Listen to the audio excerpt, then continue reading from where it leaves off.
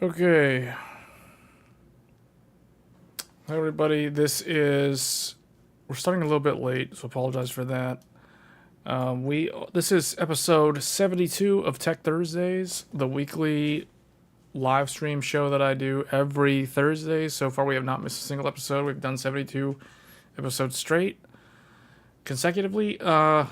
So there's not too much to talk about, so I've tried to come up with things to talk about. Obviously, the Ryzen 7 and Ryzen 5, the 9700X and the 9600X released today. They are available for purchase at retailers globally. I see a bunch of articles now popping up about motherboards adding the Agisa 1200 patch. So that's been out for a while for most of the higher end motherboards. A couple of things to talk about. I do want to talk about display technology on this live stream because that is something that a lot of my viewers have discussed in the past, and we haven't really dedicated a segment on a live stream to display technology, specifically in the area of OLED or OLED. So there's that, and then also we may talk about mini LED and some of the other newer technologies for HDR-based displays, high-end monitors, and that sort of thing.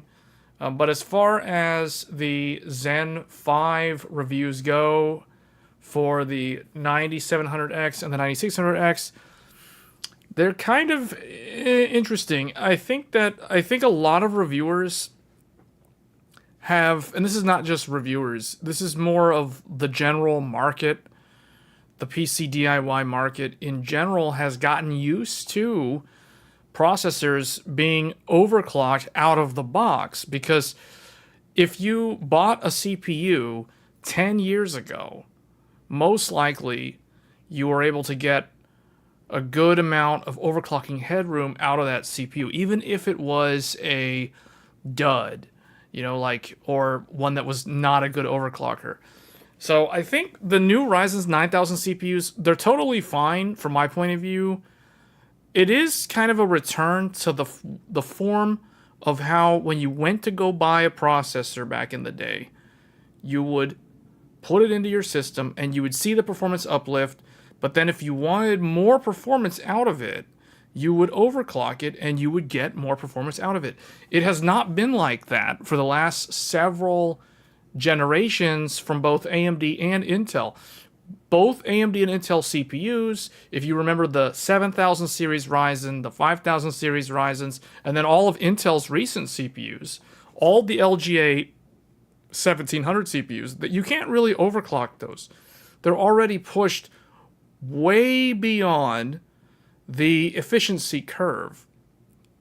So it's one of those things where it's like, is it better to make the processor run very efficient and low noise, low heat, low power out of the box? Or is it better to make it run really hot and make the fan ramp up really fast and or use a lot of electricity, like out of the box? It's like, what's the better choice there? What's the better behavior there? I think that's kind of where I think a lot of reviewers were a little bit confused in how to approach this new CPU launch, because it's definitely not like the Zen 4 launch, and nor is it like the Zen 3 launch. If anything, it does feel kind of like this reminds me somewhat of the Zen Plus, and maybe to a lesser extent the Zen 3 launch, especially because the Zen 3 launch and the Zen Plus launch didn't have new chipsets. Well, actually, I take that back. Zen Plus did have a new chipset. It had X470 accompanied the Zen Plus. So that one did get new motherboards. We are getting new motherboards. I think it's like next month they're supposed to be X870 motherboards. But yeah, if you're upgrading now, it's a rather strange launch overall. I can understand why a lot of the reviews are mixed, because it's like there's no new motherboards, so you have to do the BIOS update, or you have to buy a motherboard that already has the BIOS on it. So it's kind of an interesting product launch. overall. That being said, I do have the 9700X here, so I am going to be doing my own independent review. We are going to do a lot of content with this particular CPU. We're going to be looking at overclocking and optimizing the chip, basically how to get the most out of it, because there's a few more things that you can do this time around that were basically impossible with the previous generation 7700X, because the 7700X was already basically factory overclocked to the max. You couldn't really do much with it. I mean, yeah, you could use Curve Optimizer to get slightly better benchmark numbers at a certain given voltage, but it didn't really change things too much at the end of the day. So, but that's definitely not the case with the 9700X, because this reminds me of a CPU from like 10 years ago. Like when I went to go get, I remember buying the Intel i7 4770K, or even the AMD FX 8350. Both of those CPUs were relatively easy to overclock. The Intel one had that toothpaste between the IHS and the actual die, but it was still pretty good at overclocking. I was able to overclock it from, I think, 3.9 gigahertz to 4.4 gigahertz, so I got a 500 megahertz overclock on all core. Now, given it's only a quad core back then, but you get what I'm saying. Like, it was fun to overclock a decade ago because you could get those 15%, 20% uplifts on all core, all thread. It'll be interesting to see what I can do with a 9700X, because the 9700X, as far as I can tell, all you do, like, if you don't know anything about overclocking and you just want to press one button in the BIOS, you literally just set PBO to enabled, and then that's all you need to do, and then you'll see all the numbers go up. So I'm definitely going to be doing that. I'm going to include the PBO results in my review of this CPU. I don't know yet if I plan to review the dual CCDs, the Ryzen 9 CPUs from this lineup. I may skip those, or I may decide to get one of those. We'll see. I feel 170 watt a lot for that. What do you mean? It doesn't do 170 watts. So I've already been testing it, by the way. So I've already turned PBO on, and I've been playing around with the CPU, and I can tell you right now, stock out of the box, this thing only pulls 88 watts at full load. Like Cinebench runs at stock, this pulls 88 watts maximum. Like, that's stock. If you turn PBO on, the highest it goes is 148 to 150 watts. So your 170 watts is incorrect. But you're close though. So 150 watts is the maximum wattage that this will pull when you turn PBO. When all you do is you just say PBO enabled in the BIOS, and then it'll automatically like do Cinebench R23 at 150 watts. And it's like 5.3 to 5.5 gigahertz all core when you just turn PBO on. So that's how it behaves with just one button in the BIOS. So, and the score goes up pretty much. Like, we're talking like 3,500 points on multi-thread, just increase just from doing one tweak. So that's doing nothing with Curve Optimizer and nothing with Curve Shaper. So what is the temperature at? It's so that's the interesting thing. When you turn it up to, when you turn PBO on, it basically will target 95 watts, just like the 7700X. So the bottom line is, when you turn PBO on, the behavior of the 9700X is almost identical, if not identical, to the previous generation 7700X. So it will go to 95 watts when doing Cinebench, or 95 Celsius max when running Cinebench R23. So just keep that in mind. That is what I have seen from my own internal testing with this CPU. But everything goes up, like all the scores are like way higher, you know, single thread's higher. Single thread, the power consumption actually doesn't change that much, interestingly enough.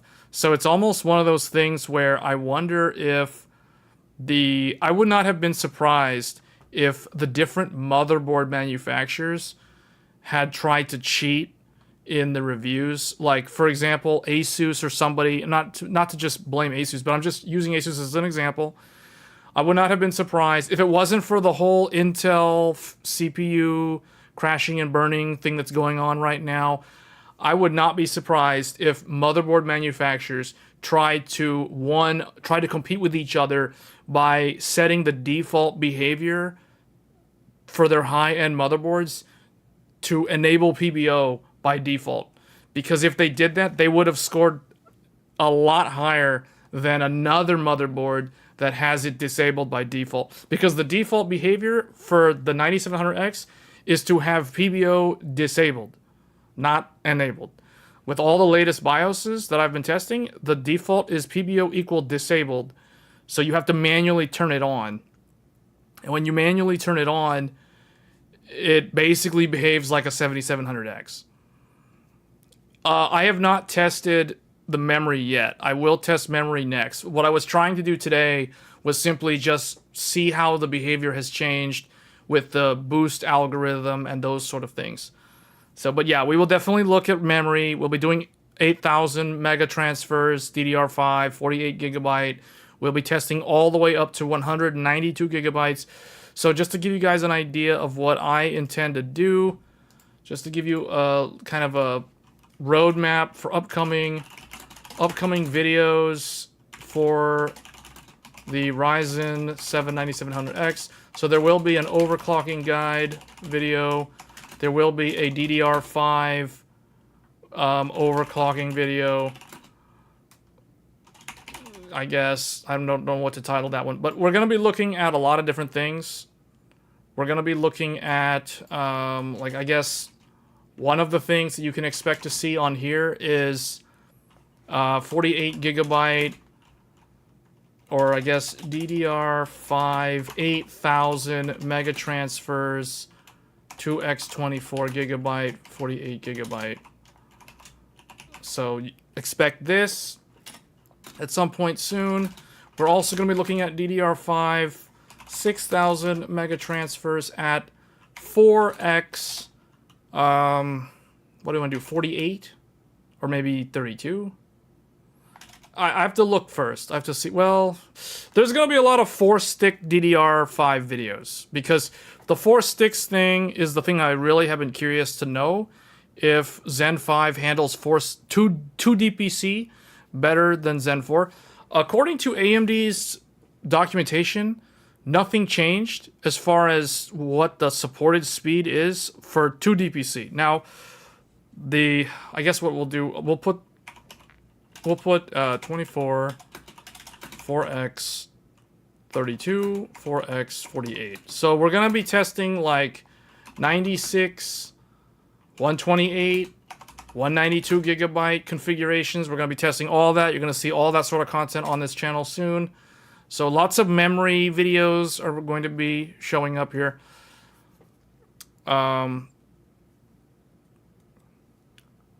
Yeah.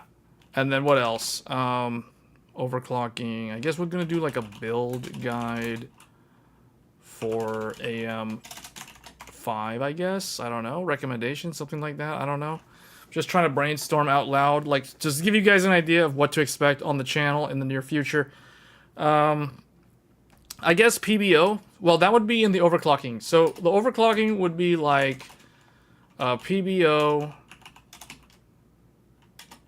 the curve optimal. Well, curve shaper is the new one. I want to investigate that because this is a new feature that didn't exist previously. And then basically stock versus PBO, right? Like what is that? The review will show that. I need to finish running the stock benchmarks. E-clock overclocking, that's an interesting topic. That might be a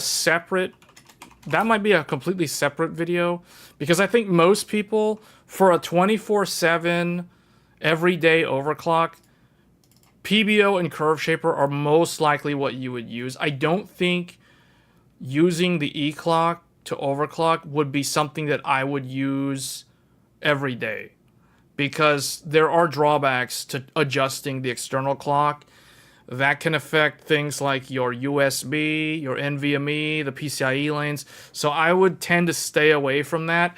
E-clock is more for, like, if you're trying to do world records, if you're trying to do extreme overclocking under LN2, you're trying to push for the absolute world record, that kind of thing. That's where the E-clock comes into play. PBO enabled makes the 9600 and this 20% faster than the pre. We were talking about that earlier, yeah. Yes. So, I'll tell you guys, we said this earlier, but I noticed that a bunch of people just joined the stream that weren't here at the very beginning. We were talking at the beginning. So, here is the CPU. I have the CPU. I've already been testing it. What I can tell you is simply turning on PBO makes the 9700X behave a lot like the previous 7700X. Meaning it will try to push to 95 degrees Celsius. It'll actively push and push and push and boost and boost and boost. And that's why you're getting that 20% that you're seeing just by turning PBO on. So what's interesting is, I think, if I had to guess, AMD probably, because I remember when the 7700X came out, all the reviewers were talking about the 95 Celsius temperature, and that seemed to scare a lot of the customers, I guess, or the target demographic. So I think what they did with Zen 5 was they were like, hey, maybe we should not make it target 95 default and go, you know, be more conservative on the boost algorithm. Because I kind of think that's what they did. Because as soon as you turn PBO on, this thing basically tries to go to 95C, and it just boosts so much. You see 5.5 gigahertz all the time. It's like boosting like crazy. And that's the reason why, like, I'm doing a Cinebench run with PBO turned on, and this thing can pull 150 watts, and it's reaching to 95 Celsius, but it's not thermal throttling. It's basically doing exactly what the 7700X did. And it's scoring a lot higher than it does at stock, and it's even the stock on this is already beating the 7700X. So yeah, I do kind of think if AMD made the 95C thing the default behavior, I think the reviews would have shown a more significant performance uplift. But I think they were conservative on the temperature target this time around. If it even was a temperature target, I think this time around they are like power limiting it. I think it's power limited versus temperature limited, from what I've tested so far. But I'll be doing a lot more testing. I've been working on the review for this. I got locked out of benchmarking certain games because of the stupid de novo, that stupid DRM. Like, it's preventing me from benchmarking Dragon's Dogma 2, and so I can't finish the game benchmarks until tomorrow. Because Dragon's Dogma and Hogwarts Legacy, I'm basically banned from those two games for like 24 hours or something because I was benchmarking too many different CPUs or whatever. I don't know why changing the CPU causes the DRM to freak out, but apparently, yeah. It wasn't like that for all the games, but those two, and there's probably like another one that I'm forgetting that I just can't do right now. But anyway. The X670E should have an external clock. It does. A good AIO will keep it under 70 degrees with PBO enabled. Actually, HDZ, I don't know about that. So when I was testing this, keep in mind, when I was testing this with PBO turned on with Cinebench R23, I'm using a 360 radiator AIO. So we're using a deep cool LT720. And this thing is still hitting 95C when PBO is turned on. Now, when PBO is turned off, the hottest this gets while running Cinebench is only like 60 degrees. So keep that in mind. Here are some preliminary observations. So deep cool. So let's say 9700X with 360 AIO, which is basically deep cool LT720. Stock stock temp for R23 all core equals 60 Celsius. This is the maximum temperature. It's not going above this. I think maybe like 62 degrees or something, but it's around 60 degrees under full load. So PBO temp equals 95 Celsius with a 360 AIO. Yes. So basically it's exactly the same. What I'm trying to point out is the 9700X with PBO turned on behaves exactly the same as this. So no, the clock is much higher. So the stock clock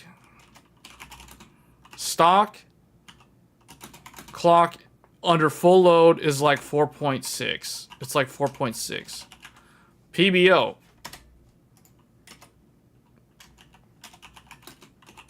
is like it's like 5.3 to 5.5. This one is more like 4.4 to 4.6.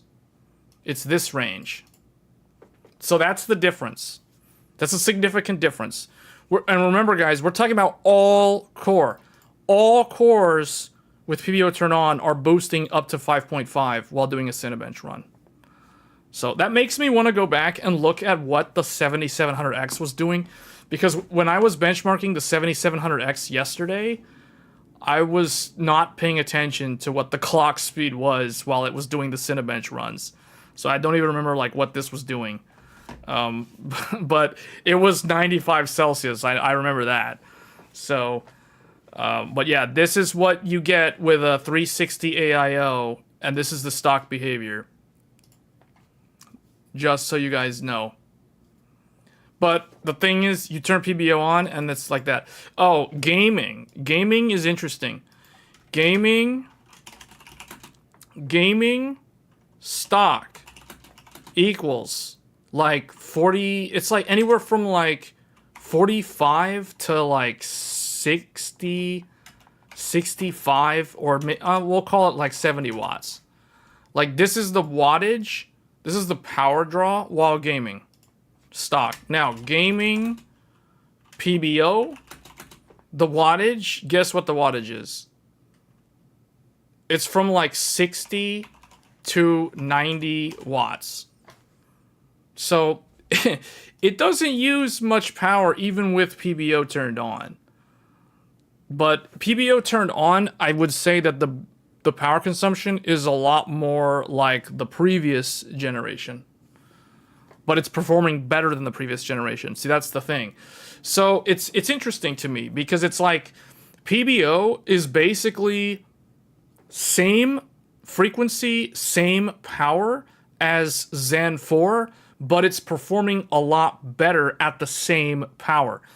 Whereas with the new stock, it uses less power and it generates less heat and it runs cooler at like 60 Celsius, but it outperforms the previous generation, but it's not that massive uplift that you would hope for, if that makes sense. I think that's why the reviews are the way they are.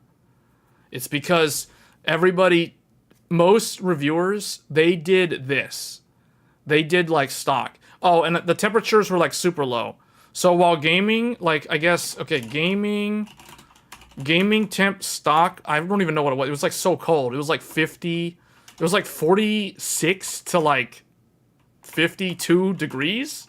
It was like super cold while gaming at stock. Now the PBO, gaming temp gaming temp PBO is, okay, this one was stock, but we understand that. So this one, I'm trying to remember what it was. It was like 70. It was like, it was like 70. It was around 70 degrees was the maximum temperature that I saw. It's usually hovering like in the mid 60s, low 60. Well, I'll say the range is like 60 to 70 C, somewhere around there. That's what I saw.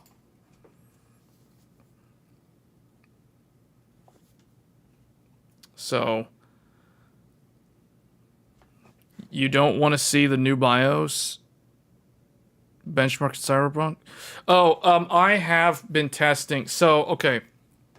I will show this CPU compared against the following CPUs.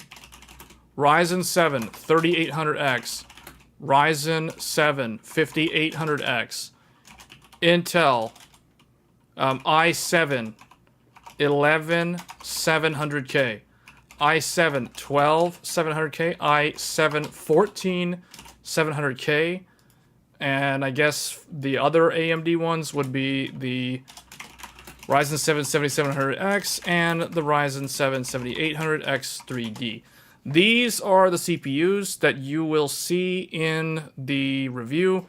I want to tell you guys something. I already have been testing 14700K with the nerf, with the new BIOS, and yeah, it's nerfed. It's nerfed. I'm not gonna spoil too much, but what I will tell you is the multi-thread results on the new BIOS from Intel is significantly lower than it was previously. So there is a big nerf to the Intel CPUs, particularly from multi-threading. Single threading, surprisingly, didn't really... I mean, it makes sense when you think about it. So single thread, lightly thread doesn't really change much for the Intel CPUs. But one thing that I was noticing was, because I was watching Hardware Info, and Hardware Info kept on telling me that the ring... what do they call it on the Intel? It's like the ring... The ring package is like thermal throttling, and the power limit is still being exceeded on the 14700K, even with the new BIOS. So it's like Hardware Info is still warning me that the ring, the compute fabric in the middle of the CPU, is still thermal throttling, and it is still it's still exceeding a power limit. But I don't even know what the power limit for the ring is supposed to be. So I don't understand what's going on there. But it is nerfed, I will tell you that. But the single thread is still good. So the gaming performance on the 14th gen is not that... It's not affected that much. It's mildly affected. But the multi-thread, so for productivity, it is affected. But that being said, because the i7 14700K has... it has so many E-cores, it has like 12 E-cores, it's still going to outperform a 16 thread because we're talking 28 thread versus 16 thread. Even with the nerfs, there's just too many extra threads on the Intel. So, but yeah, this is what you guys will see. I'm trying to think, is there any CPU I'm forgetting? No, just these. Those are the ones. These are the ones that are going to be in the review.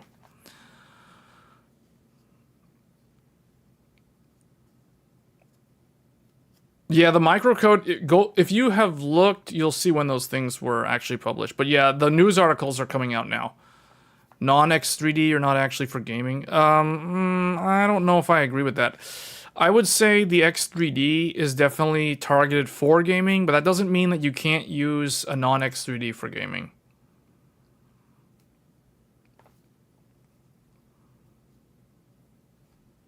So,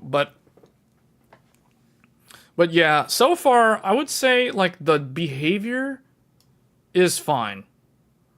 Like, my takeaway from just playing around with a 9700X I only played around with this for, like, 2 to 3 hours today. I didn't have a whole lot of time to spend on it, but I will definitely do more tomorrow and this weekend.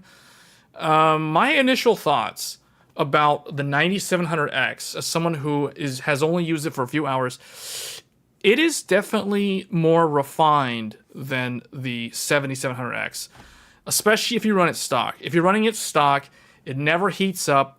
Like, the hottest it got was like 60 Celsius, like on all cores with a 360 AIO. The fans are dead silent. If you do a Cinebench run, you will start hearing the fans ramp up, but the ramp up is so much slower than the immediate 100% fan speed on the 7700X or on the Intel CPUs. So it is definitely a more refined and overall better user experience compared to the previous Ryzen 7000 CPUs. Now, I haven't tested the memory yet, so I only tested it so far. I have been testing it with, do I have the RAM? I've been testing it with DDR5 from G-Skill, running it at the stock maximum supported speed of 5600 megatransfers. So that is the one thing about my review. I stick to, when I do an official review, I'm not going to overclock the RAM. I'm going to run the RAM at the maximum speed that AMD or Intel certifies. So what that means is that when what my review will show, the 3800X will have DDR4 3200. The same deal with that one, the same deal with the Intels, but then this one, the 14700K, the 14700K can use DDR4, but I've decided to do something really interesting with my CPUs, because the whole point of me doing this review is not so much to look at, oh, it's X% faster than the previous generation and Y% faster than the 14700K. Everybody else has already done that. Like, I feel like that's not adding any value. So what I want to do is I'm the type of person who only really looks at, is it worth upgrading on a 3-year, 5-year, or 7-year life cycle? Meaning, if somebody goes and builds a PC with one of these CPUs today, how will it age, or how will it stack up 3 years from now, 5 years from now, 7 years from now? So what I want to include, or what I want to emphasize more on, is the 3-year upgrader, which would encompass these CPUs and maybe the 12700K later this year. So this is the 3-year upgrade. And I also emphasize the 5-year upgrade. So someone who is still on a 3800X or an equivalent 5-year-old CPU, because my review will always emphasize the year of release for the CPU. Because think about it, if someone's going to spend all that money upgrading their PC, is it worth it if it's, you know, X% faster for Y% of money? So, or Y number of dollars. So this is kind of my philosophy on whether or not upgrades are justified. So I go by the year, and and kind of the minimum would be like 2 years, but realistically it's like 3 year is when you would think about upgrading, and then 5 year, definitely an upgrade could be a good thing to do. You know, and then obviously anything outside of 5 years, or like 6 year, 7 year, then you definitely are going to get a huge upgrade if you wait that long. So I'm not going to show like 7-year-old CPUs, because I feel like the 5-year results will speak for themselves. So basically 3800X versus 9700X, that would be what to pay attention to. And then 5800X and 11700K versus the 9700X, those would be the good ones. But I think a lot of reviewers, they kind of miss the point, so to speak. It's not that they're doing anything wrong, it's just, I think when a lot of people are showing these CPUs as the comparisons, it's totally fine to do that. But the way I look at it is, like, if I'm thinking of upgrading, and I'm an average gamer or an average person who just has a computer in the home for so many years, like, is it even relevant to look at these older CPUs versus buy the latest? Because looking at these CPUs as someone who has a 3800X, that's kind of like looking at, that's like someone who has a 10-year-old car and they're going to the dealership to buy a new car or buy a used car, whatever, but they're going to look at the last year model to try to get a better deal. There's nothing wrong with doing that, but that's essentially what looking at a 7700X or a 14700K is.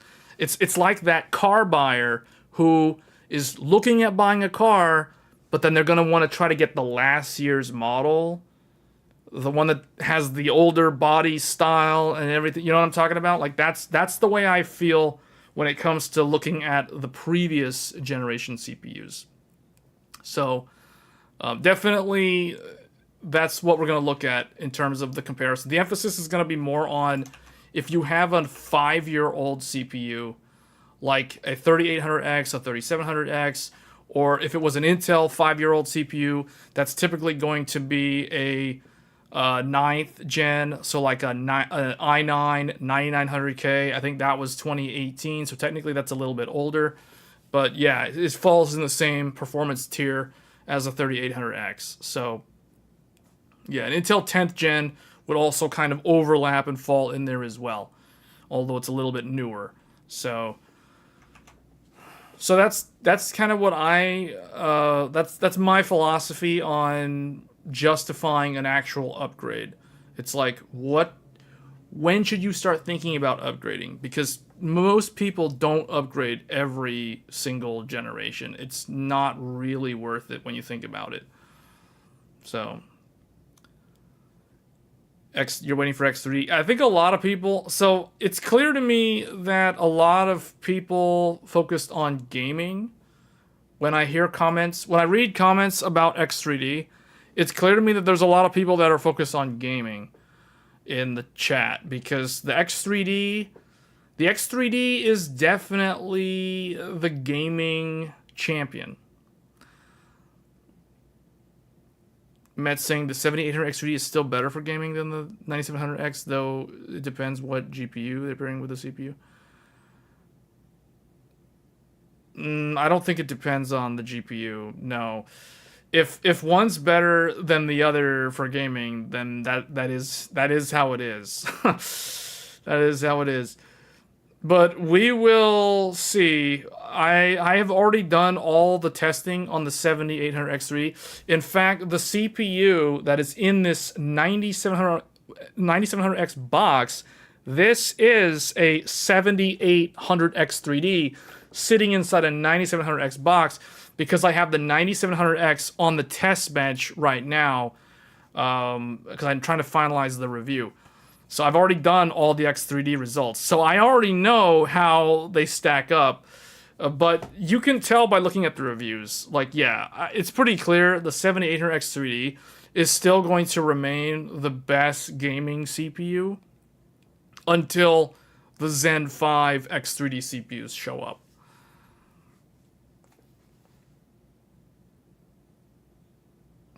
If you're on a 14 or a 4070 Super, why wouldn't it make a difference? I think it'll still make a difference.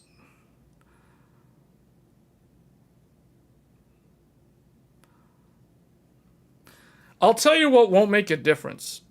I'll tell you what won't make a difference, because I did some testing just to see, but this will not show up in the review.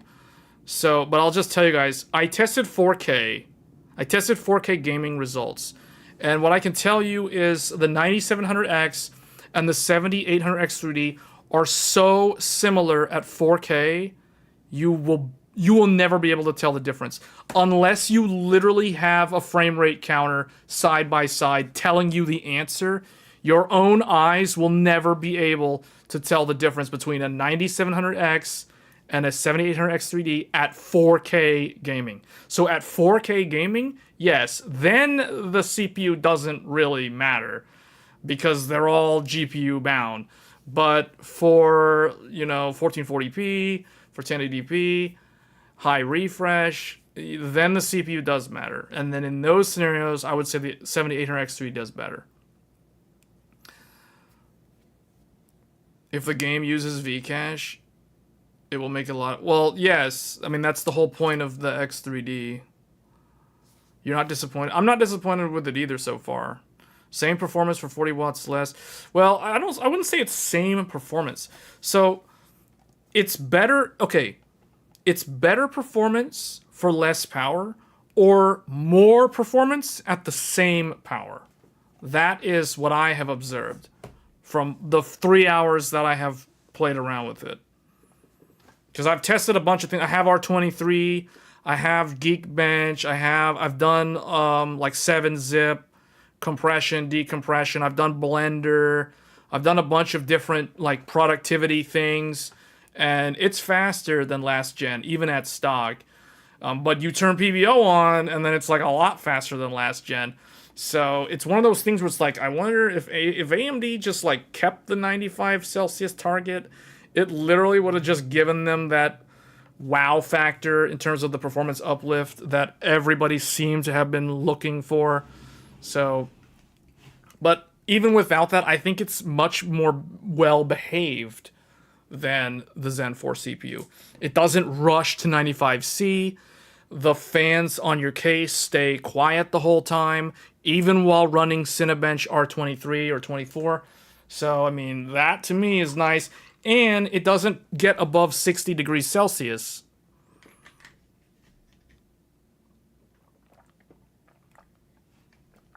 With a 360 AIO, it's not even pushing above 60 Celsius at full load. I don't think anybody's talking about that. See, I think everybody's just like, oh, the performance. Yeah, okay, turn PBO on. But if you want to run it stock, just know that it's actually very, very well behaved.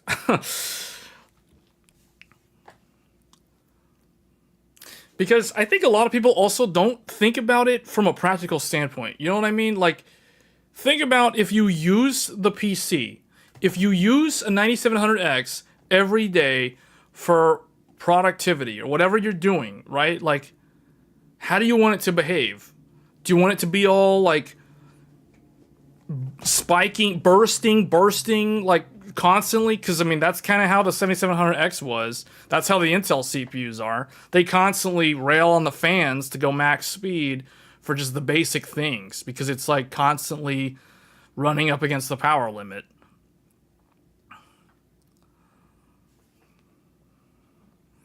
I don't know where you're getting the thing that most reviewers are roasting these CPUs. That's not what I've seen. Most of the reviews have been pretty decent. I mean, let's look at some of the reviews real quick. So, let's look at some reviews. So, this one from Tech Power Up, the Ryzen. This one is called The Magic of Zen 5. Let's go down to let's just skip all the way to the value and conclusion. Okay, let's take a look at this. Value and conclusion. The Ryzen 7 9700X will sell for $360. Impressive single-threaded... So here are the good things. Impressive single-threaded performance. Very energy efficient. Oh, they got that right, as long as you're running stock. Runs on existing socket AM5. Low temperatures. Yeah, we're talking like it doesn't go above 60 Celsius at full load. Overclocking unlocked. Okay, I mean, I don't know why that's there, because it's always like that. Integrated GPU, full AVX 512, no risk of eCores complicating software compatibility.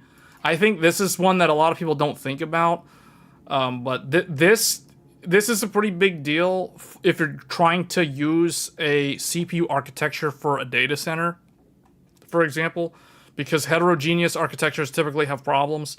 You have to invest more into the programming of the application to actually be heterogeneous aware, or you have to be using an operating system that actually knows what to do in terms of a scheduling standpoint. ECC support, depending on motherboard. So, this is pretty good. Okay, the downside, high price, $360. I feel like if this was like $339, like $340 or $329, I think then it would be good. So yeah, I would say the price is a little bit high, but it's not really that high. It's not like it's $449 like the 7700X when it launched. Slower than the 7800X3D in gaming, we already know that. Sometimes held back by 65 watt power limit. Yes, this is what I noticed. But the thing is, this is the sort of thing where it's like, do you want it to be cool and quiet all the time? Then it's going to run 65 watt power limit, and that's how it is. Or do you want it to perform as fast as possible? Then you just turn on PBO. It's that simple. No cooler included. Yeah, this to me was weird. This one is definitely, out of all the ones on this list, out of all the negatives on this list, the biggest negative is this one. No cooler included. Because it's a 65 watt in out of the box, I was surprised that there was no cooler in the box because, I mean, it's 65 watts, right? Like, but it's almost like AMD assumes that anyone that's gonna buy this is gonna literally run PBO. They're just gonna turn PBO. It's like a one button toggle and you're done, and then it's like now it behaves like a 7700X again. So it's like 88, you know, it goes up to like 150 watts maximum, full load, all core. And that won't work on a Wraith cooler. So that's probably why they did that. But I'm not sure. It would have been nice to have that though, because the AMD stock coolers are very nice stock coolers. Very, very good for CPU mining. And then no NPU for acceleration. This is a thing that I don't know if this matters too much, but I do feel like the next Zen 5 CPUs that come out that will be monolithic based, like basically the Strix Point laptop CPUs, I think those are going to make their way into the desktop market just like the 8700G, and I think those will have the NPU. So it's like, think of it like this. Do you want a NPU? Then you get less cache. If you want a gaming CPU, you get the V cache, the X3D. And then if you want the classic, I don't know, man. I'm just trying to think, like, what do we call these? If you want a classic CPU that doesn't have 3D V cache, it doesn't have an NPU, then you get this thing. So it's like, that's kind of what it is. So, yeah, at the end of the day, like, this is normal. Like, this is a good review. Like, this isn't even a bad review. So, and then if you go here, like, okay, highly recommended. So they did get the recommendation from Tech Power Up overall. So that's the thing you always kind of look for, whether or not it did good or not. If it got the recommendation, then it did pretty good. All right, let's look at the Ryzen 5, because I feel like a lot of people are glazing over this CPU and completely ignoring the 9600X, which is probably one that can be overclocked very easily because it's so low power, and it's also low core count with only 6 cores. So this one, let's see, value and conclusion.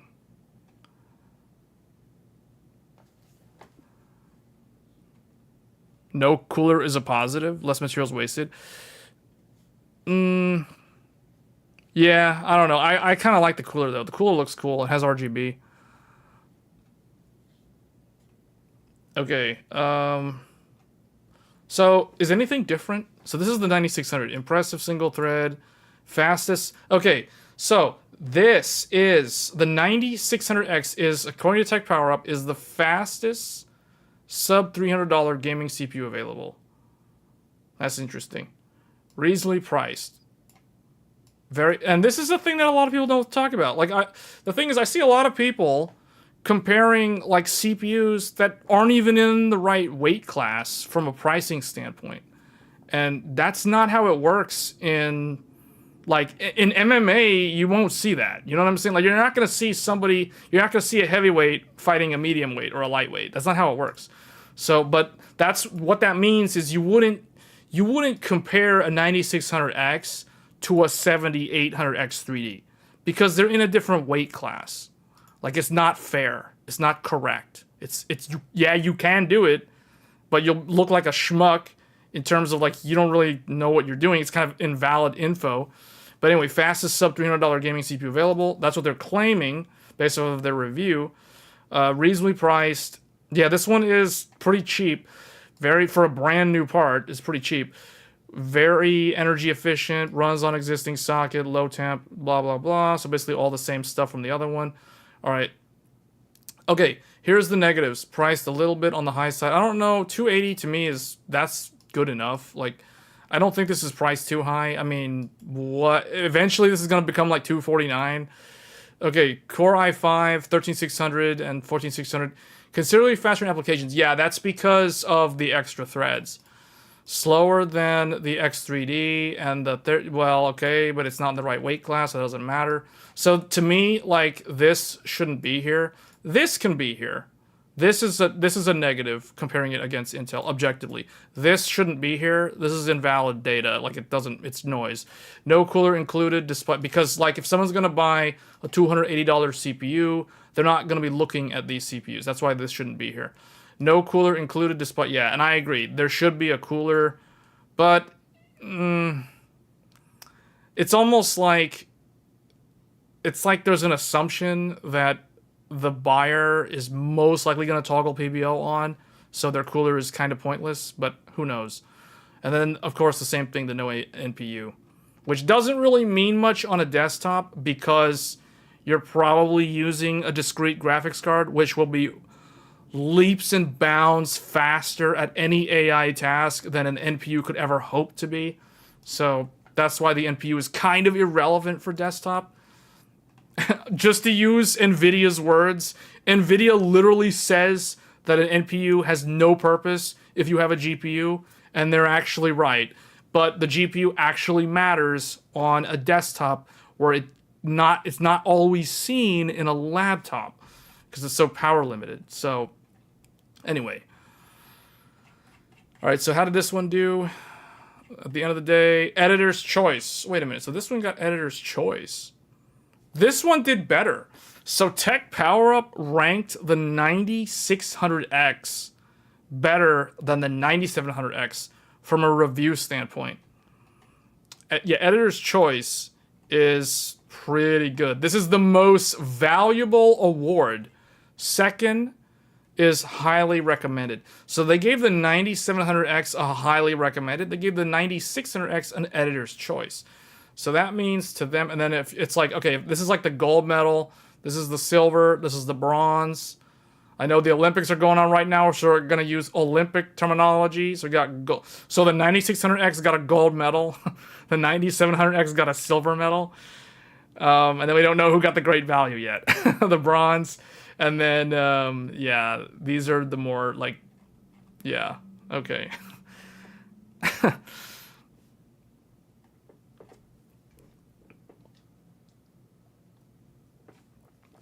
Congrats on having a sponsor on today's BIOS video. Yeah. Yeah, I mean, that is the sort of thing that we need to grow the channel. I will say that.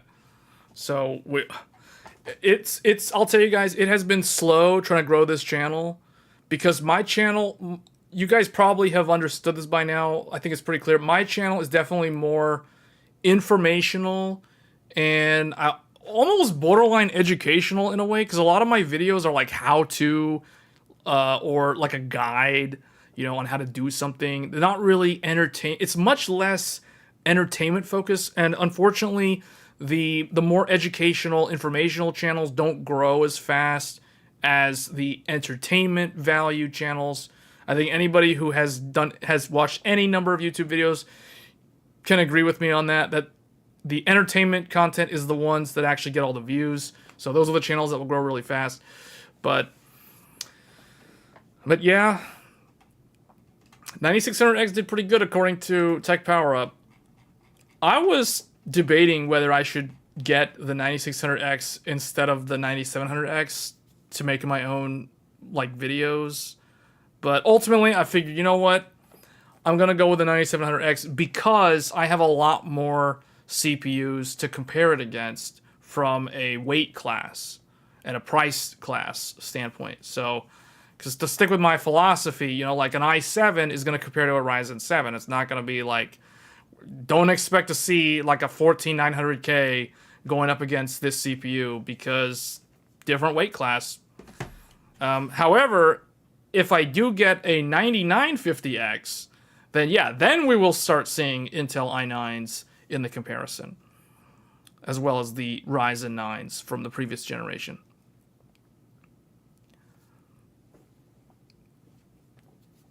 Yeah, the stream is every Thursday. So if you guys are new to this channel, the live streams that I do are every Thursday around this time is when you can expect me to be live to talk about anything that's PC DIY related. But yeah, overall, I would say I think these CPUs are fine. Like if I was going to build a new PC, this fall or this summer, what would I get? Well, it would be one of two CPUs, but it depends on the use case. But let's assume that we're talking about a gaming build. So far, now keep this in mind, I have not finished testing the 9700X, but so far, based off of what I know from my own testing and then also looking at reviews, if somebody wanted to build a gaming-centric PC, the X3D CPU, the 7800X3D is probably what I would recommend, unless you're willing to wait for an undefined period of time, which could be a couple months, who knows, for the X3D CPUs, for the Ryzen 9000 X3D CPUs. However, if you're somebody who just wants to build you have like a 10-year-old PC and you just want to upgrade and you don't care, you don't play that many games anymore, you might play, you might resub to World of Warcraft to experience the War Within. Recently, that's happening now, I think. Or you play games casually or whatever. I think the 9700X would be fine because from my experience with it, it's not as fast as the 7800X 3D, but I think everybody already knows that at this point. But it is faster in everything else. Like, it is faster in everything else. So it's like, yeah, it loses in gaming to the 7800X 3D, but it beats it in literally everything else that you can do with the computer. So, and it's also low power, 65 watt TDP. You don't need an AIO. You don't need to spend a lot of money on cooling. You don't need a high-end power supply. I mean, unless you're going to chuck a giant GPU in there. But even then, it's like, it's not contributing that much in terms of the power consumption. So I just think it's a really well-behaved product overall.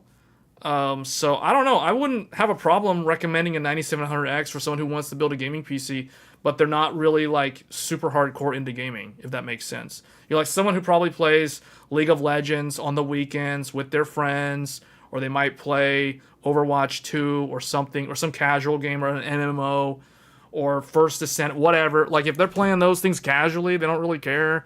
Helldivers 2, that kind of thing. I think the 9700X is fine. That's my opinion. I mean, you guys, the 7800X3D is totally fine. It's a really good CPU. Similar power profile when you're comparing both of them stock. I think it uses a little bit more power at full load, but they're very, very similar while gaming, assuming stock profile for both. But, the 9700X, it's newer, and it just has better productivity results. So it's like, I don't know.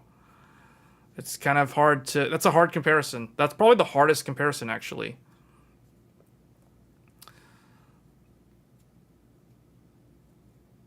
You got the 650E Tai Chi. The 7800X 3D, after seeing the reviews on the 9 series. Yeah, the 7800X 3D is a good CPU for a gaming build. There's nothing wrong with that CPU. I think a lot of people would recommend that CPU for a lot of different builds.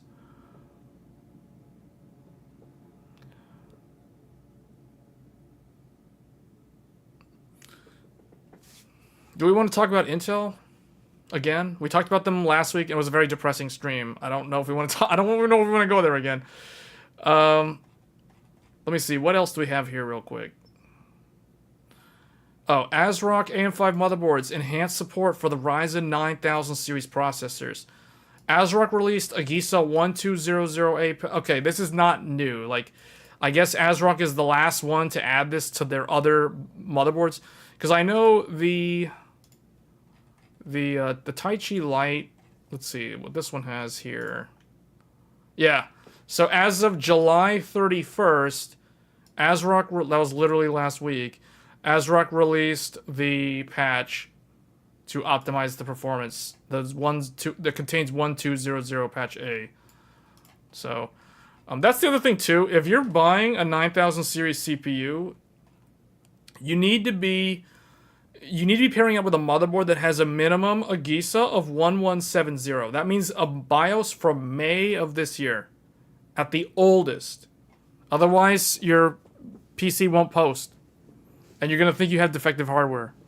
But if the hardware is fine, you just have to update the BIOS. That is the whole reason why I made that video, guys. Like, because I remember I did a whole segment on one of the live streams, I think 3 or 4 weeks ago at this point, on the potential pitfalls for someone who wants to go to a Ryzen 9000 CPU.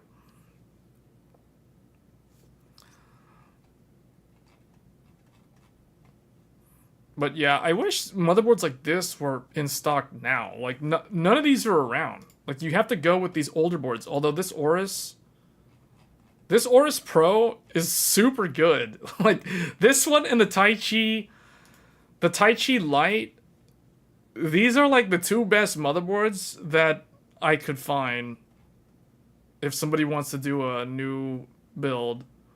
Those are really good. Although, if you can get the other ones, like the... not the Hero. The Hero is just like super good, but it's super expensive. I was gonna say the Steel Legend. The ASRock Steel Legend is really good.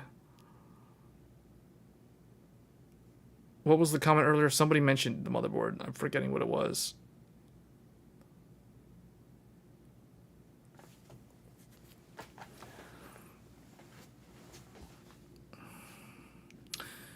MSI released the BIOS with the patch already. I think that was one of the articles that we were going to look at. So ASRock, MSI announces new features and support for Ryzen 9000. So what do they add here? Performance switch.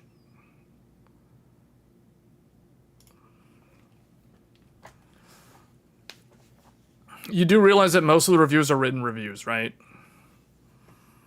Most of the video reviews are just copy paste all the same thing. So it's like I would not focus only on video reviews. Just FYI. When it comes to anything with technology, you have to read reviews. You can't just watch reviews. You can watch a bunch of video reviews, but you're not going to get the full picture. MSI releases BIOS update because the video reviews don't go into the... Like, they're very surface level. Like, they'll just show you a bunch of bar charts, and it's like, okay, pick one. Okay. I also feel like there's no point in showing a whole bunch of CPUs that are either way priced differently, or, you know what I mean? Like, they're not even in the right tier. It's just, I don't know, like... Asus releases... So basically, everybody's releasing their microcode. V-Color DDR5 RGB filler kit non-DRAM now compatible with Ryzen. What is this? What is this? What is this? Huh? What is this? Non-filler? Non-filler kit? Non-DRAM? What is this? Is this like fake RAM? So you just plug fake RAM into the slots? What is the point of this? I don't know what this is, but whatever this is, it's interesting. They're running the DDR5 at 8000 on a... What is that? I don't know what that is. It's like a... I don't know what that is. An 8700G or something? Dummy sticks? This is like a thing for like a CES booth or Computex. Is this for the people that like the look of 4 sticks, but they can't run 4 sticks of DDR5 or whatever, so they want to put like the 2... They just want to fill the empty ones up?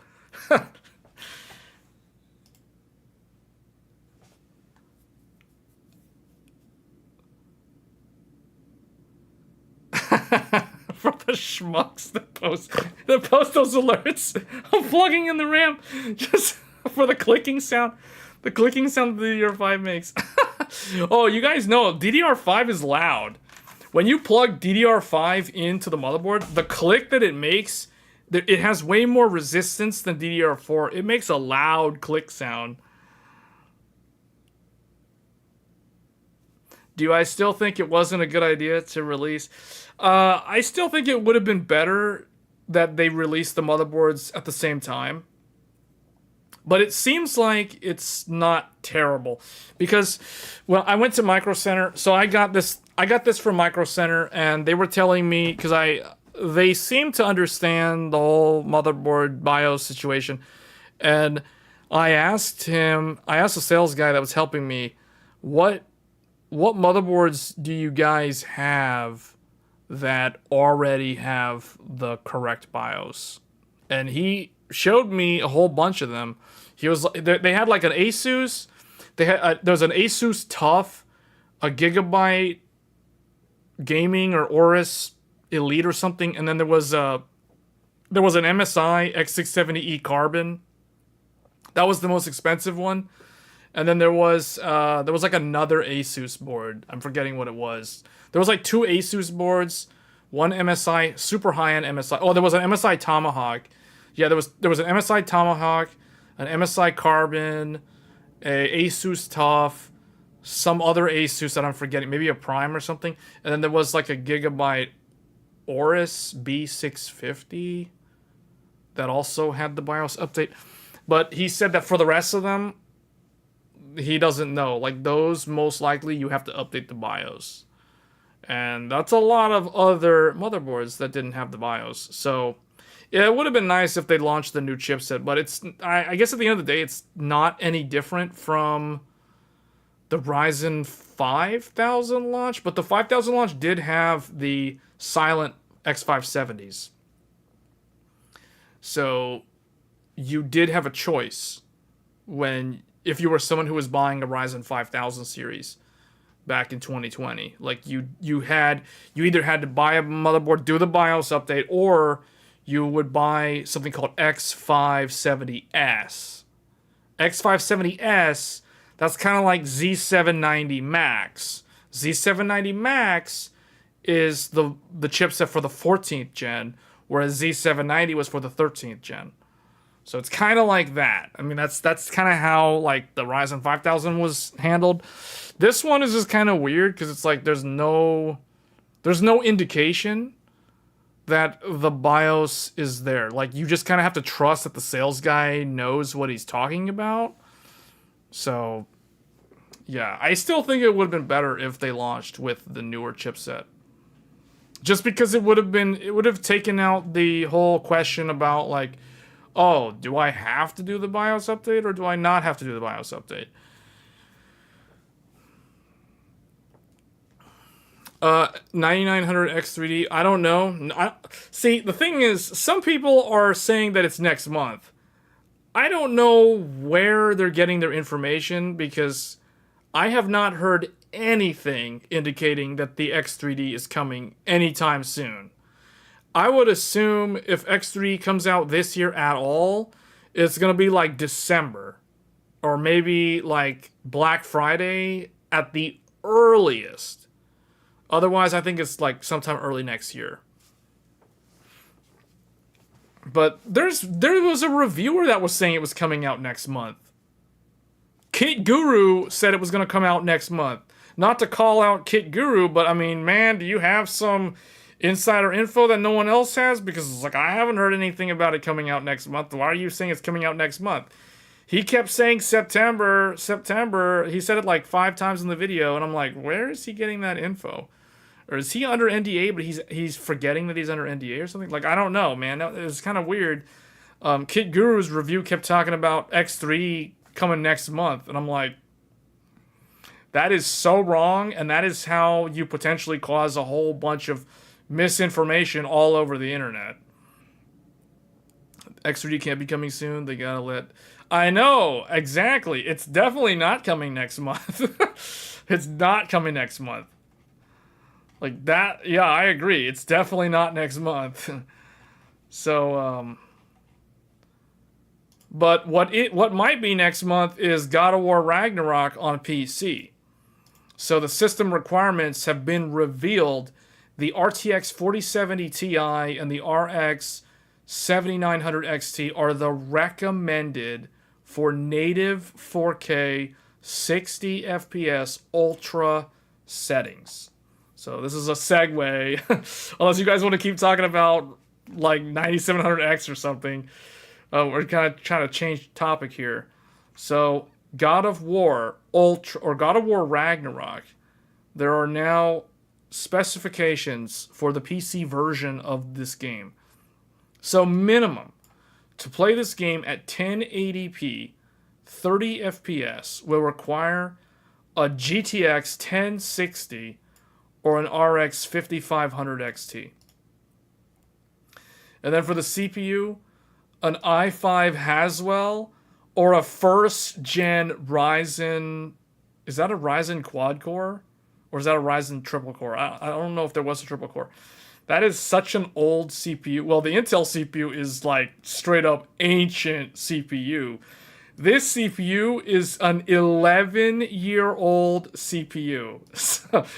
So this is a dinosaur. Okay, the only thing older than this that someone might still be running is either the AMD 83, the FX 8350, or the Sandy Bridge 2500K or 2600K. Otherwise, maybe Ivy Bridge, but still, like, this thing's a dinosaur. But that's the minimum for 1080p 30. And then apparently your PC only needs 8 gigabytes of RAM. But get this, it needs to have 8 gigs of system RAM, but 190 gigabytes of SSD storage.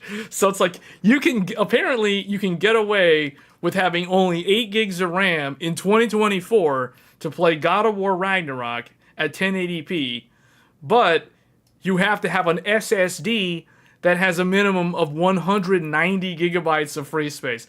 Talk about an unbalanced, unrealistic PC. I don't think there's anybody out there with an 8 gigabyte PC that has roughly 200 gigabytes of SSD, not hard drive, SSD storage to spare.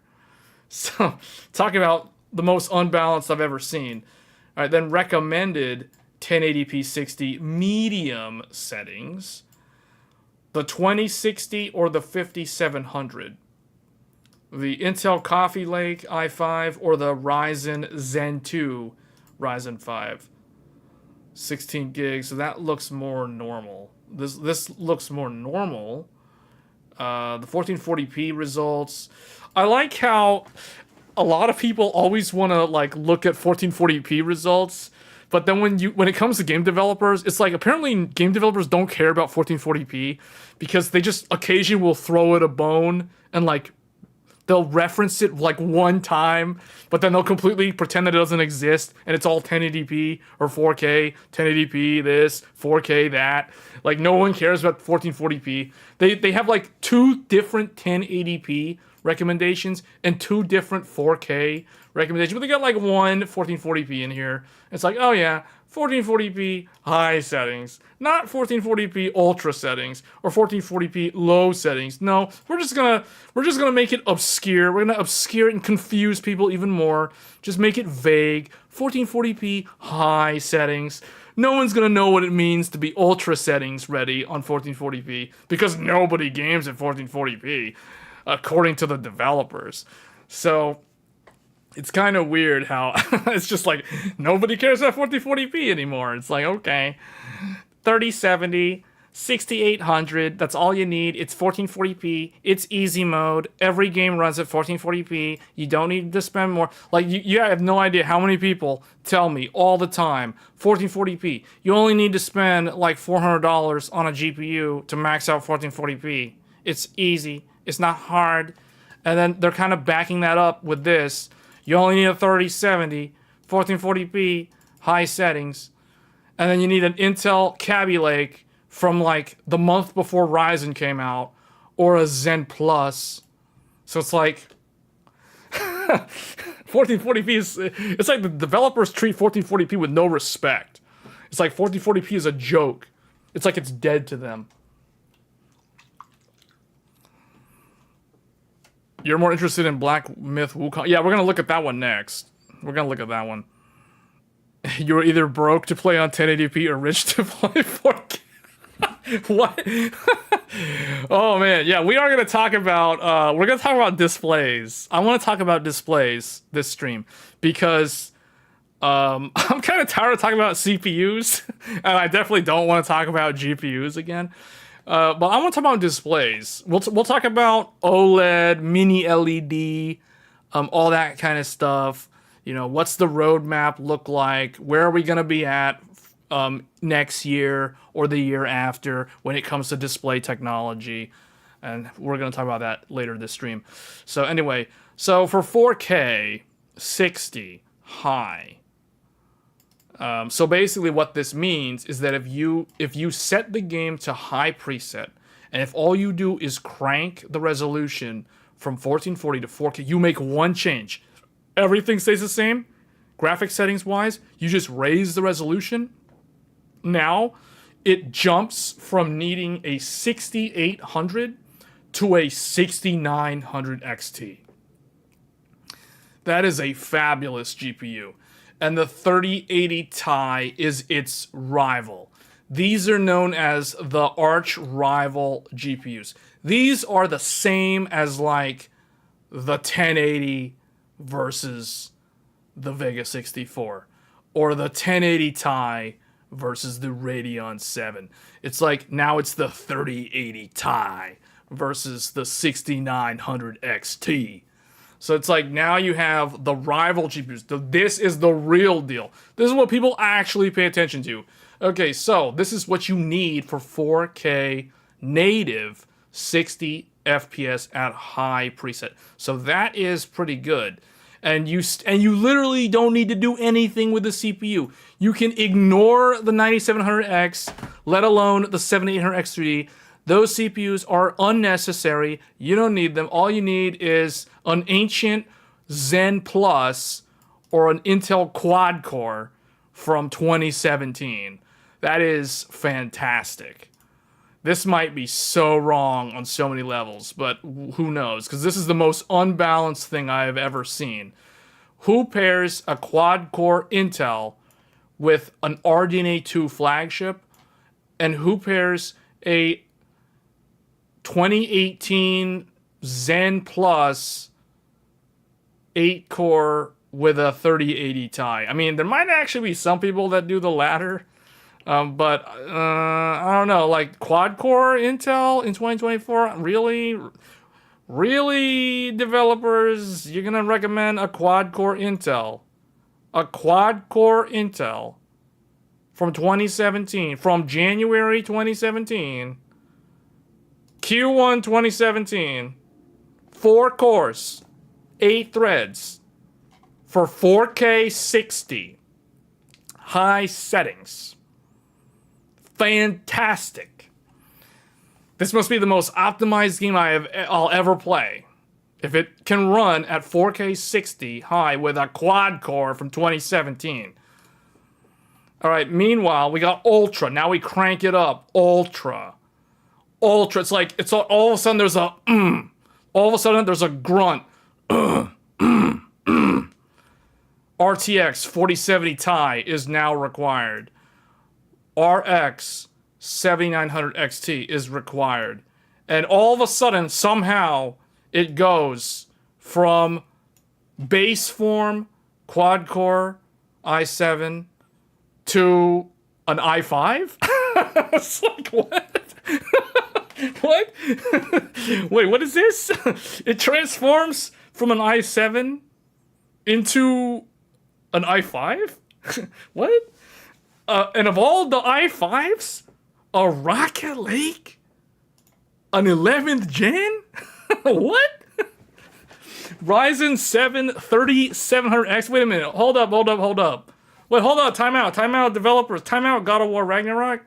Are you telling me that if I want to play 4K high, I can use a quad-core Intel from 2017, but if I want to crank up to ultra settings at the same resolution, I need to get a Rocket Lake i5? Meanwhile, that's like, how many generations of that? That skips 8th gen, 9th gen, 10th gen. That's literally like 4 jumps. How many socket changes did I just skip over? I went from Z270 skipped Z370, Z390, Z490, I went like 4 sockets. I literally just jumped 4 sockets. That's like Goku going from base form, skipping Kaioken attack all the way to like Super Saiyan 3. That's like what? Base form, Kaioken, Super Saiyan 2, Super Saiyan 3. What is this? An i5 is a Super Saiyan 3? And it's a Rocket League. Meanwhile, the AMD, all you need is to go from Zen Plus from 2018 to Zen 2 from 2019? What? Did they test these? Like, I don't understand this. Like, this to me is weird. This makes sense, but this doesn't make sense. The AMD CPUs have that massive uplift, but the core counts stay the same. The Intel is like going from a quad core to a 6 core, but it's like such a massive jump in terms. This either means that there's stagnation on Intel like crazy during this, because you literally went from like Kaby Lake to Rocket Lake, but AMD went from like Zen Plus to Zen 2, and it's like that's all you need to change. Wow. They just did tests with whatever they had lying around. Probably, man. That's probably what it is. That's probably what it is.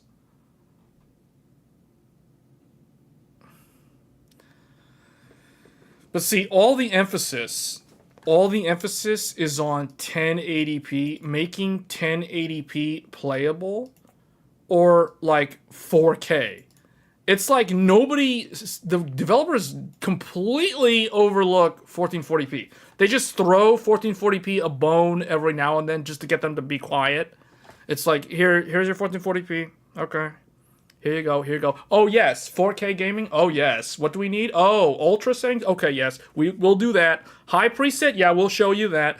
Okay. 1080p? Okay, yeah, we got you covered. Medium, low, we got all that good stuff. Yeah, no. 1440p? No, go away. No, okay. We already showed you what you needed. That's how they treat 1440p gamers. That's how 1440p gamers are treated from developers. And and you know who's at the very, very bottom? You know who's at the very, very bottom of the totem pole when it comes to like developers like thinking about like gamers? Ultra wide. 21:9 ultra wide gamers. Ultra wide gamers are the ones that are always forgotten. The forgotten gamers. The forgotten gamers. The ultra wide gamers. If you think 1440p is completely disrespected all the time, dude, ultra wide. There's probably only like 2 developers out of a team of like 100 people that even thinks about ultra wide compatibility. No joke. Like, seriously. How many games actually have proper ultra wide? You know what developers? Okay, Western developers seem to at least remember that ultra-wide exists. Don't even get me started about Japanese developers. And when it comes to ultra-wide compatibility, man, if you tell a Japanese developer that you have an ultra-wide monitor, they're going to be like, that's like going to a restaurant in Tokyo and telling them you're a vegan and it's a sushi joint. They're gonna not know what, like, what? Oh, you can't, you want a vegan menu? I don't know what this is. This is a different language. Sorry, my English is not that good. Ultra wide? What? Ultra wide? What game was that from? What is that again? Like, poor ultra wide, man. This is the reason why I don't even do anything with ultra wide. Because I don't expect the developers to even bother. Ultra-wide should only be used for Ace Combat. Yeah, Alex, outside of those genres, outside of like simulation stuff, I mean, realistically, who's going to play Final Fantasy XIV on an ultra-wide? Like, you're not going to get any benefit. You know what I'm saying? Like, race simulators, flight simulators, any kind of like simulation type thing, yeah, ultra wide makes sense. But then you could also do like a triple monitor setup and just turn on either AMD's Infinity or Surround or whatever. So yeah, but yeah, expecting a game like this makes me think, does Elden Ring have ultra-wide support? I highly doubt it. I would not be surprised if it doesn't have ultra-wide support. I would actually be amazed if it had ultra-wide support. Not that I would actually use ultra-wide to play Elden Ring, but, I'm just saying, like, so 1440p, it's like, yeah, no one really seems to think about it, at least from the developer standpoint, even though there seems to be a lot of uptake in terms of people migrating away from 1080p to 1440p. But when you look at where the best display technologies are these days, I think somebody said it best earlier in the comments. Somebody said, there was a comment earlier, it's like the comment about you are either broke to play on 1080p, or no, you're either broke. Or no, I think it's reworded. It should be reworded as you are either too broke playing on 1080p or rich to play on 4K on a 4090.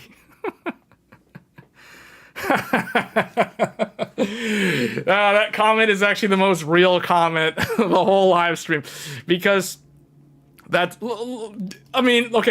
comment literally summarizes this entire table.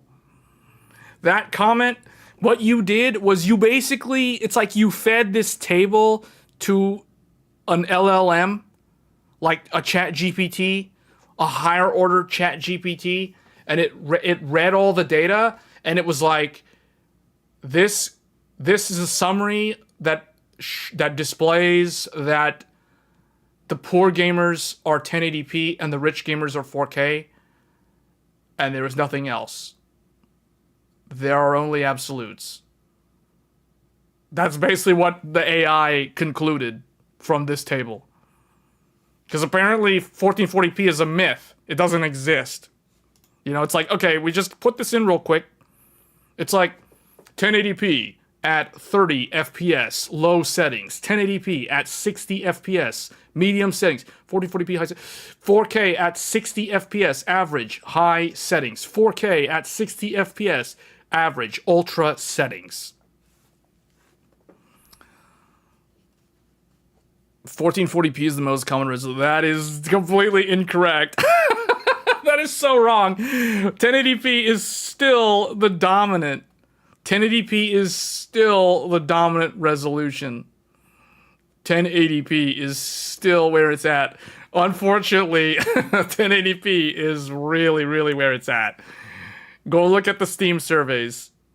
Go look at the Steam surveys. The other thing, too, is that even if you look outside of the PC gaming space, the console space, most people who are still playing... Now, I know this market is shrinking every year, but if you look at the console market, like Xbox Series X and the PlayStation 4, PlayStation 5, PlayStation 4 is definitely EOL now, but the vast majority of what people have in their gaming setups in their living rooms are mostly still 1080p TVs.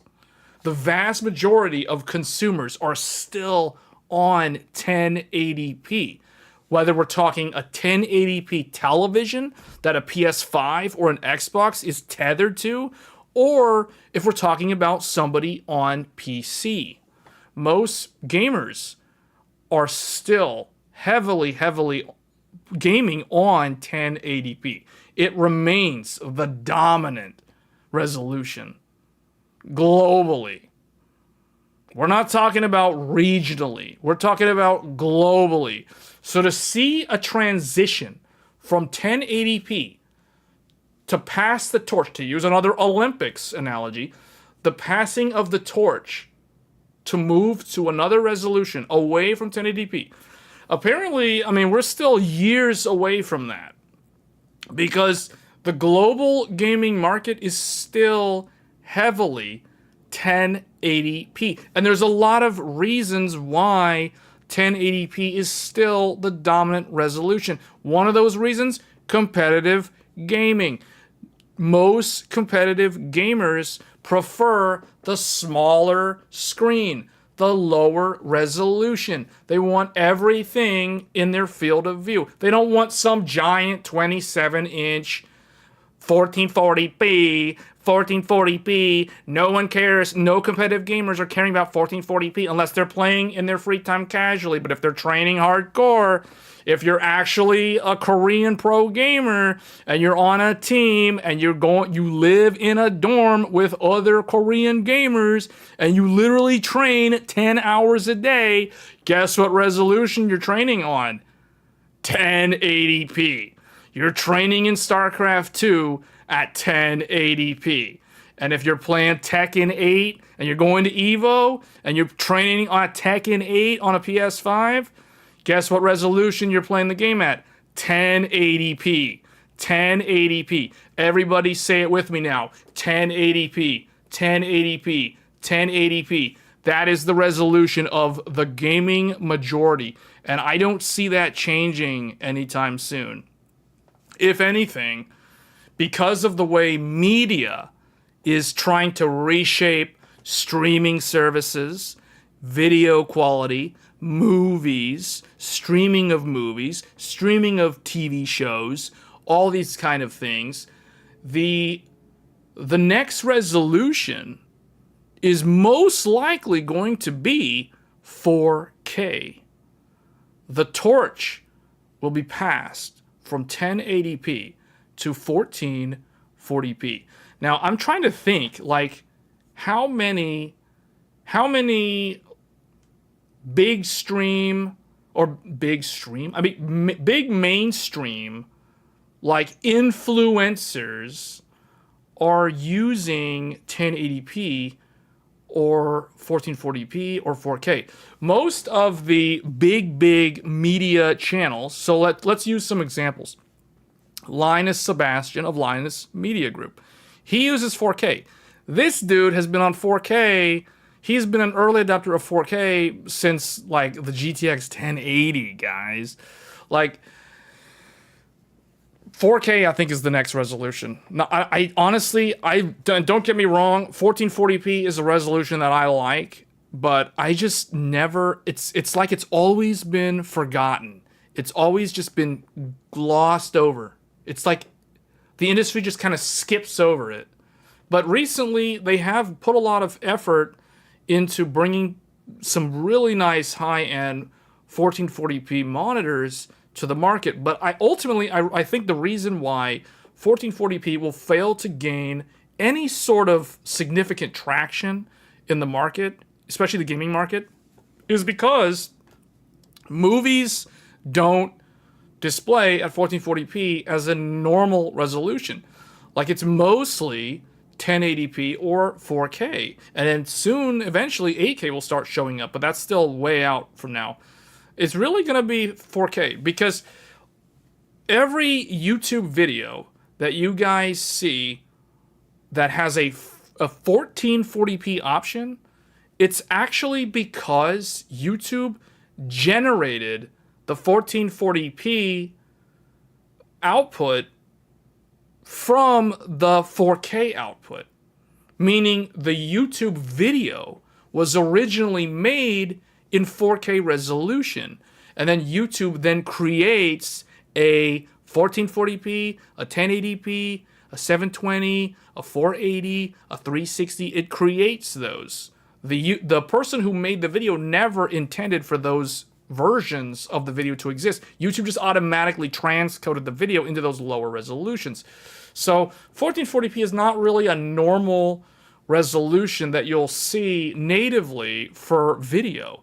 Now, I am kind of showing an exception to that because if you guys check my stream, this stream is actually streaming at 1440p native resolution. However, that being said, we are downscaling, which means I am actually visually looking at the content that you guys see on screen at 4K native, but it is being downscaled to YouTube because of internet bandwidth and that sort of thing, because streaming 4K 60 video live, not like a pre-recorded thing, because I could do a pre-recorded one, you know, and just upload that. That's fine. But like a live, real-time video, the amount of bandwidth that you need for 4K 60 is absurd.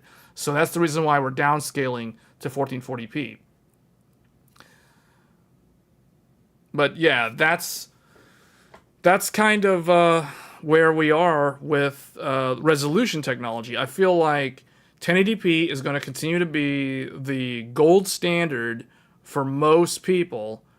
And then if you're someone who's like an ultra enthusiast and you want to experience the best of the best, I think it's going to be 4K. It's not going to be 1440p. So 1440p is a good resolution. From a visual acuity standpoint, 1440p is actually a more ideal resolution on a display for the human eye. However, 4K just, I mean, that's just where it's at. I guess it's because of video. It's mainly because of video. And then the gaming industry just kind of piggybacks off of whatever the film industry is doing, right? So that's why there's an emphasis on 4K and pushing 4K.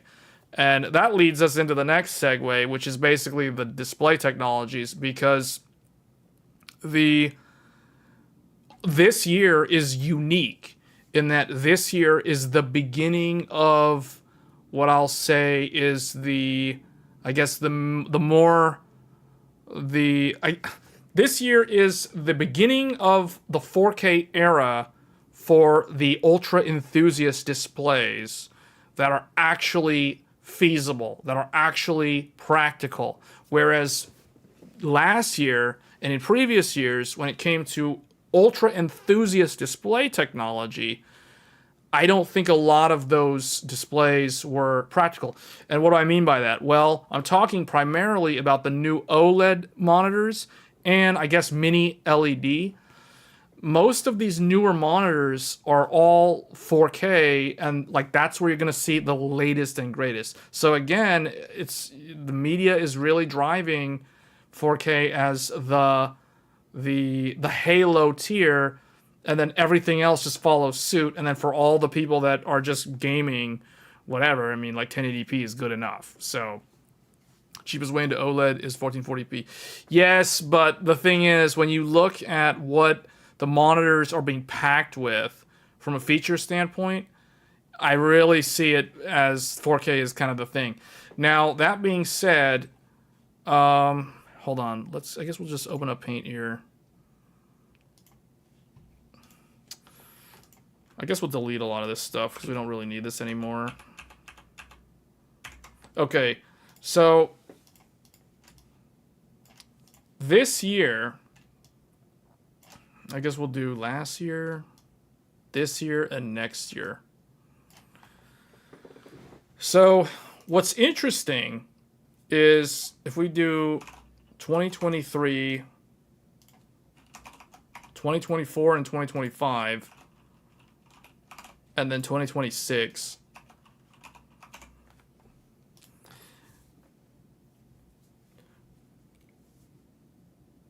we need to also take into account other types of displays, but I'm going to focus most of this discussion on OLED because OLED is always looked at as kind of the front runner, the bleeding edge of the display technology. Although it's weird because OLED has been around for at least 10 years, but it hasn't really been practical.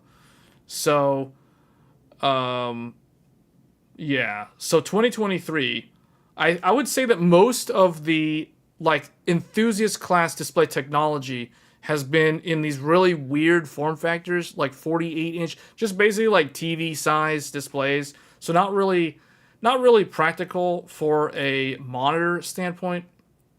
But what has happened in 2024 is Samsung has the QD, is it Q Quantum Depth OLED. Samsung released a newer QD OLED in a 31.5 inch 4K, and then I think there's also a 27-inch, although I think the 27-inch might have came out last year. So this is a 1440p. So these are kind of the newer QD OLEDs that came out this year, like the first half of this year. And then LG would be the other one. So LG has the W OLED, and they also have a 31.5-inch 4K, and I think they have you guys have to correct me on this one. I'm not 100% sure on the LG if they have the 27-inch 1440p. I know Samsung has a 27-inch 1440p QD OLED. I don't know if this is true, so you guys might have to fact check me on this second one here, the 27-inch 1440 from LG. But what's unique about this is, for the first time in history, the OLED technology has gotten into this form factor for 4K. I think 1440 has 27-inch 1440 had OLED since 2 years ago, or was it only new? So was it only new this year? So I can't remember if that was true. But I know that these panels, these 32-inch 4K, are new panels that did not exist previously. Previously, 4K, and this is the thing that I don't understand when it comes to panel technology, the 32-inch 4K is new as of this year for OLED. And I think that the new 27-inch 1440 is the same. Yet what is weird is the fact that you can get smartphones that have OLED screens. You've been able to get smartphones with OLED screens for years, and they tout these ridiculously high resolutions, like 1080 OLED on a tiny little phone, but then even like a 4K screen on a phone. Like, who needs 4K on a phone? Like, is it for VR? I don't understand. Like, what? That's why I don't understand why it's taken this long for OLED displays to only now get to these sizes with these resolutions, whereas before the options were either these giant TV size things that are very impractical as a computer monitor, because the display is literally too big. You have to sit so far away from the display that it's just so impractical. LG have a 45-inch ultra-wide... you might be right on that. But again, like I was saying earlier, ultra-wide, no one pays attention to ultra-wide. Unless you're really into ultra-wide. But I think you're right. I think there is... I remember seeing something about an ultra-wide from LG. I don't know what this one is. I know that recently Asus launched... So earlier this year, Asus launched a 4K using the Samsung QD OLED. There's a new Asus ROG monitor, but they literally just launched another one that uses LG's W OLED. So the thing about these are 240 hertz, or they're 480 hertz at 1080p. So, well, okay, hold on. I meant to move this to LG. So LG has this interesting technology where they allow... I don't even know how they do this, because the pixels are typically fixed within the display, so I don't know how they're able to get 480 hertz 1080p, because the pixels are still the same physical pixels, so, and now it's at a lower resolution, so it doesn't look native, which is kind of weird. So I don't really know, but that is something that LG has that Samsung doesn't have. Whereas Samsung, I'm pretty sure this is a 240 hertz. I forget what the 1440p is. Is the 1440p 240 hertz, or is it 360 hertz? I forget what the... I think there's a 360 hertz 1440 or something.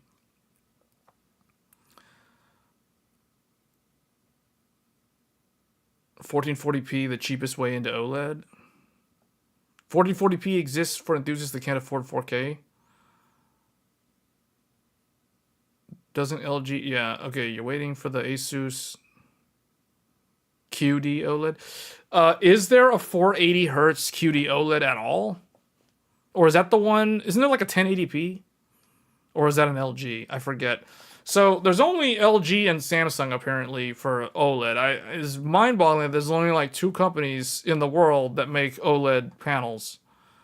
And there's like no one else. Apparently everyone else is completely incompetent and incapable of making OLED panels. I just find this mind-boggling. I recently did a lot of research into this because I was trying to think what's an area that I haven't covered in the PC DIY space, and it dawned on me: display technology. We've talked about monitors a few times last year, but we never really went in depth. But what's interesting is the 32-inch 4K. It has taken this long to get a 32-inch 4K OLED that has a good refresh rate that matches up with what OLED response times are capable of. So that is interesting. But next year, Samsung will have a QD OLED that is 27-inch 4K. And I don't know what the hertz will be. Probably 240 or possibly 360, somewhere in there. But what I've looked at from the roadmap, Samsung will have at some point some kind of 27-inch 4K OLED. And then LG, there is a plan. They're investigating whether or not it's worth doing. But LG is planning a 4K, a 27-inch 4K in the latter half of next year. So for the LG 27-inch 4K OLED, I don't know if it's WOLED. I actually don't know if it's WOLED because there's a rumor that LG is probably going to come out with their own version of QD OLED. But the other thing too about OLED is burn-in, or I guess burn-out. And according to ratings, that website has shown that the QD OLEDs actually are more prone to burn-in than the WOLED from LG, especially the newer ones. The newer ones from LG are like way better at like avoiding burn-in altogether, which is very interesting. But that is something that the Digital Foundry guys talked about, and they said that they haven't had any problems with using OLED monitors for productivity, not just gaming, but also productivity. And I feel like productivity is where you're more likely going to encounter burn-in because you have static text, static icons and images. The start menu of Windows, all that stuff is on the screen all the time. So while you're working, and that could lead to burn-in over time. But according to the Digital Foundry guys, they've been using it like that for over a year, and they haven't had any problems with their... But I think they're using LG, so I don't know if any... I think one of them is using QD OLED, but I don't know which one specifically or what model. Lots of little things they're employing to combat burn-in. Yeah, there's a lot of stuff. I read about a lot of that. The newer panels, apparently, use a different... it's a different kind of element. They use deuterium or something instead of hydrogen, and apparently that makes the organic filament of the pixels live a lot longer, so they keep their brightness levels more even and things like that. So the newer technology also plays a big part in it. But yeah, the pixel refresh, those things... I think I read that LG's algorithm was like the best one so far for that sort of thing. But yeah, it's interesting that it's just taken this long. It's taken this long for OLED displays to get to this level. It's like, I kind of feel like this should have happened like 2-3 years ago. So it's kind of mind-boggling that only now we're seeing the technology starting to get into the what I consider feasible use case for most people. Because the reason why I had ignored OLED for so many years was because they never got into these form factors.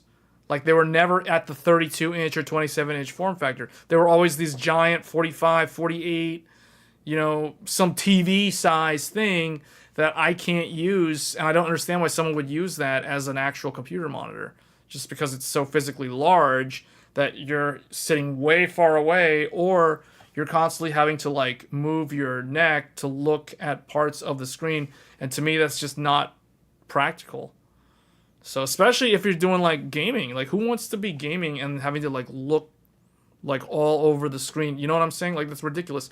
So I feel like 32 and 27 is really where it's at for the panel size for monitors. So meaning, I guess the conclusion of all of this is that this is the year that we actually start seeing good displays. But I think next year we'll see even better ones. So it's one of those things where it's like, should you wait or should you upgrade? It's like, in the world of displays, it seems like it's better to just kind of wait, but it's almost like you can just wait forever at this point. But I guess the bottom line is the waiting forever strategy is finally coming to an end. I feel like it's finally starting to show the end of the tunnel here, where we're going to start seeing like end game level displays. What do I mean by end game level display? Well, a display that you can get and you can literally keep that display and just don't even bother looking at anything newer, because it's like the newer stuff's not really going to improve in other ways other than like better OLED lifespan and higher refresh. It's like once you hit these screen sizes with that technology and you have high refresh, it's pretty much end game when it comes to displays, as far as I'm concerned.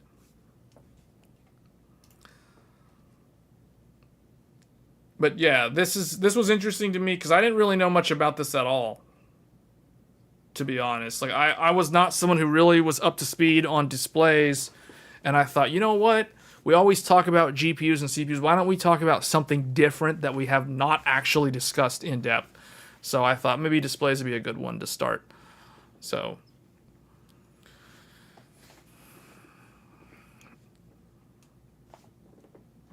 I don't know what they're doing with 1080p, but 1080p is never where the innovation happens anymore, because it all seems like it's at these higher resolutions. It's just nice to see that the smaller sizes are actually starting to make sense. We're approaching a plateau in display tech. Well, that's why I was saying endgame, right? Like, the only way forward after you get like 4K mainstream and usable from a performance standpoint in terms of computer hardware, being able to run games at 4K, then what's next? Then what's the next big thing, right? Like, is it 5K? Is it 8K? I really don't see 8K becoming a thing, even in the next 10 years.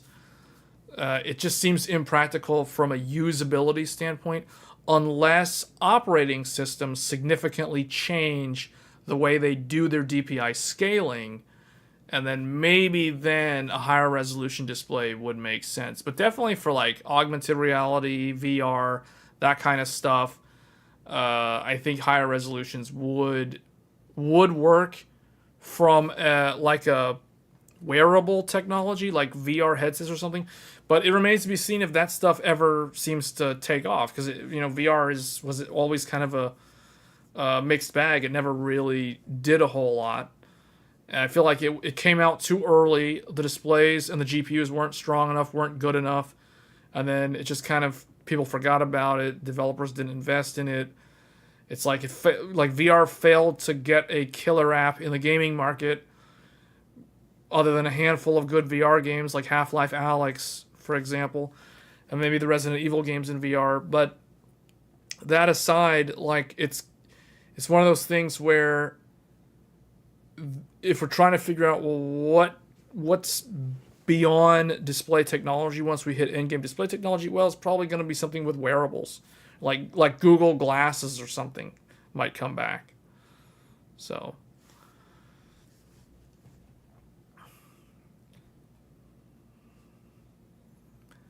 oh, Black Myth Wukong. Okay, let's talk about Black Myth Wukong. That game recently had its final trailer.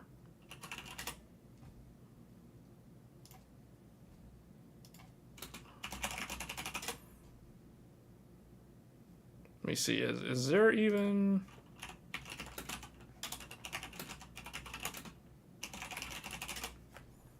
Black Myth Wukong requirements.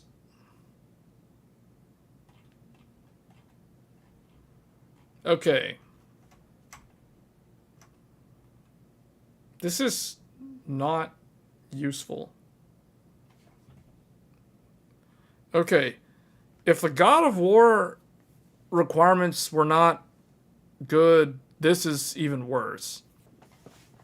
So the minimum requirements for Black Myth Wukong is an RX 580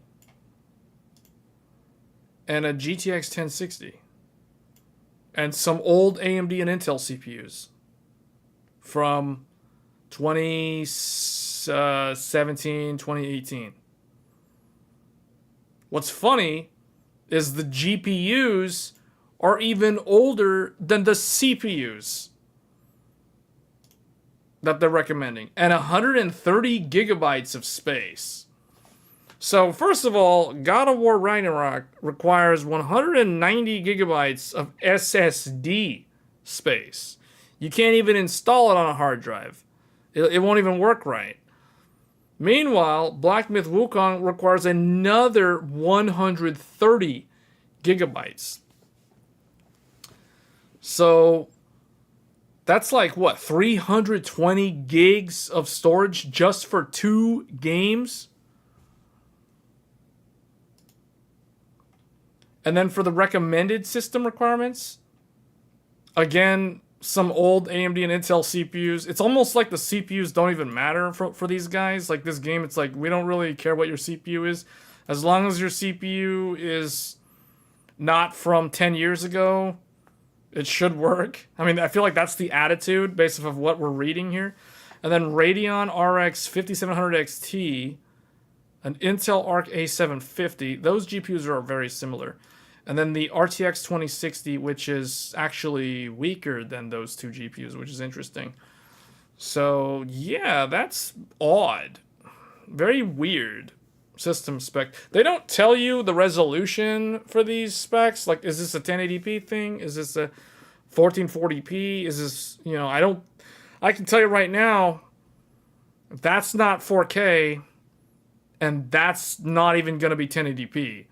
So I would assume this is 720p. This is maybe 1080p. If that. This is probably 1080p with upscaling or something. I don't know. Did you play in World of Warcraft? I talked about it. World of Warcraft, The War Within is coming out, what, now? If I'm not mistaken, it's literally this month. Or was it last month? I forget. I was thinking about it, but I don't know if I'm going to play it. It's not depressing we're finally there. 4K OLED. Yeah. If you buy 5080, not much need to upgrade for a long time. Really? Wait. The 5080 will handle the 4K OLED? Yeah, I think you're right. For most things, it probably will be. Oh, it's the 26th of August? Okay, so yeah, it was this month. They already did the pre-patch for The War Within.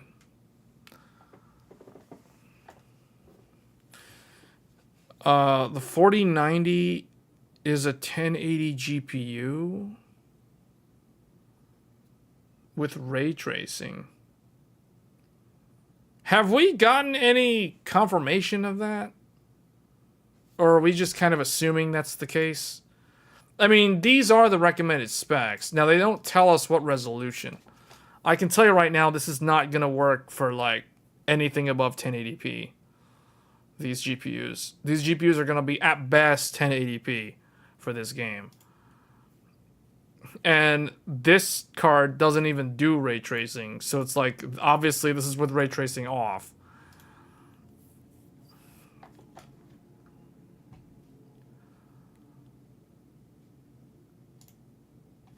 Hold on, does Tech Power have a thing?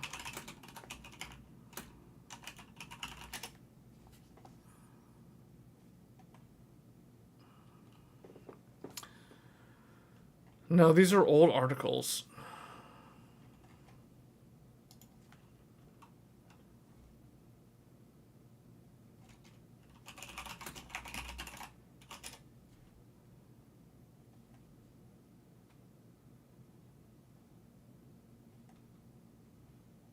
Homeworld?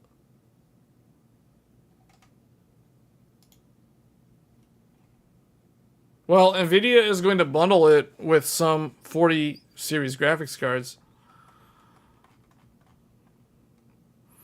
I think there was also going to be like an AMD one too. I was trying to find that earlier. Let me see. Space Marines. Warhammer. Was it this one?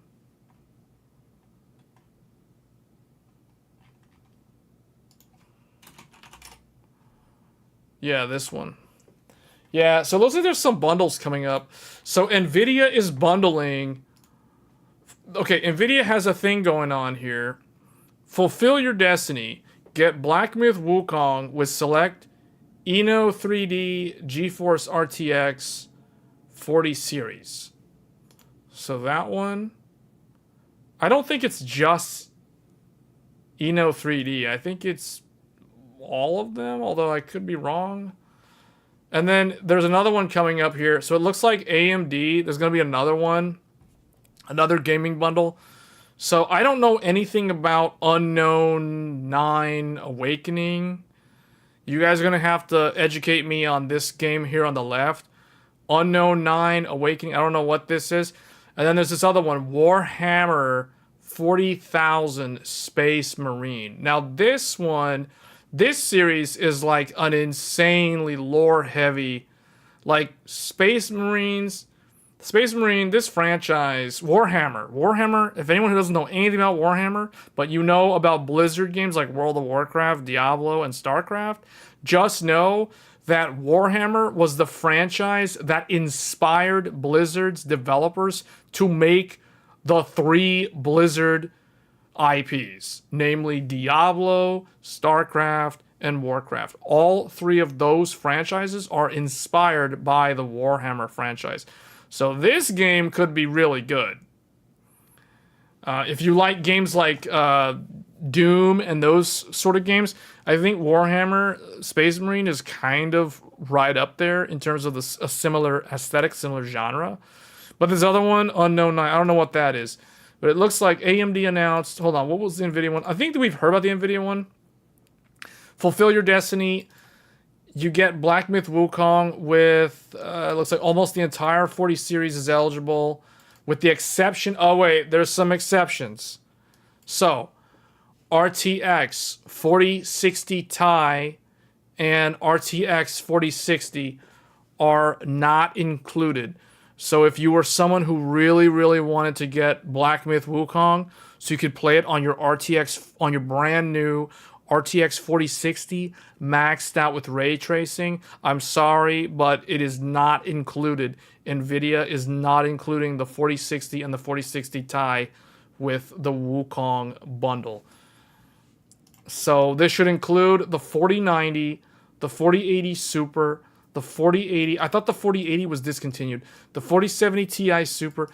I thought the 4070 Ti was discontinued. 4070 Super and the 4070. The bundle is open worldwide through participating retailers and covers eligible graphics cards purchased after July 9th. That's literally tomorrow.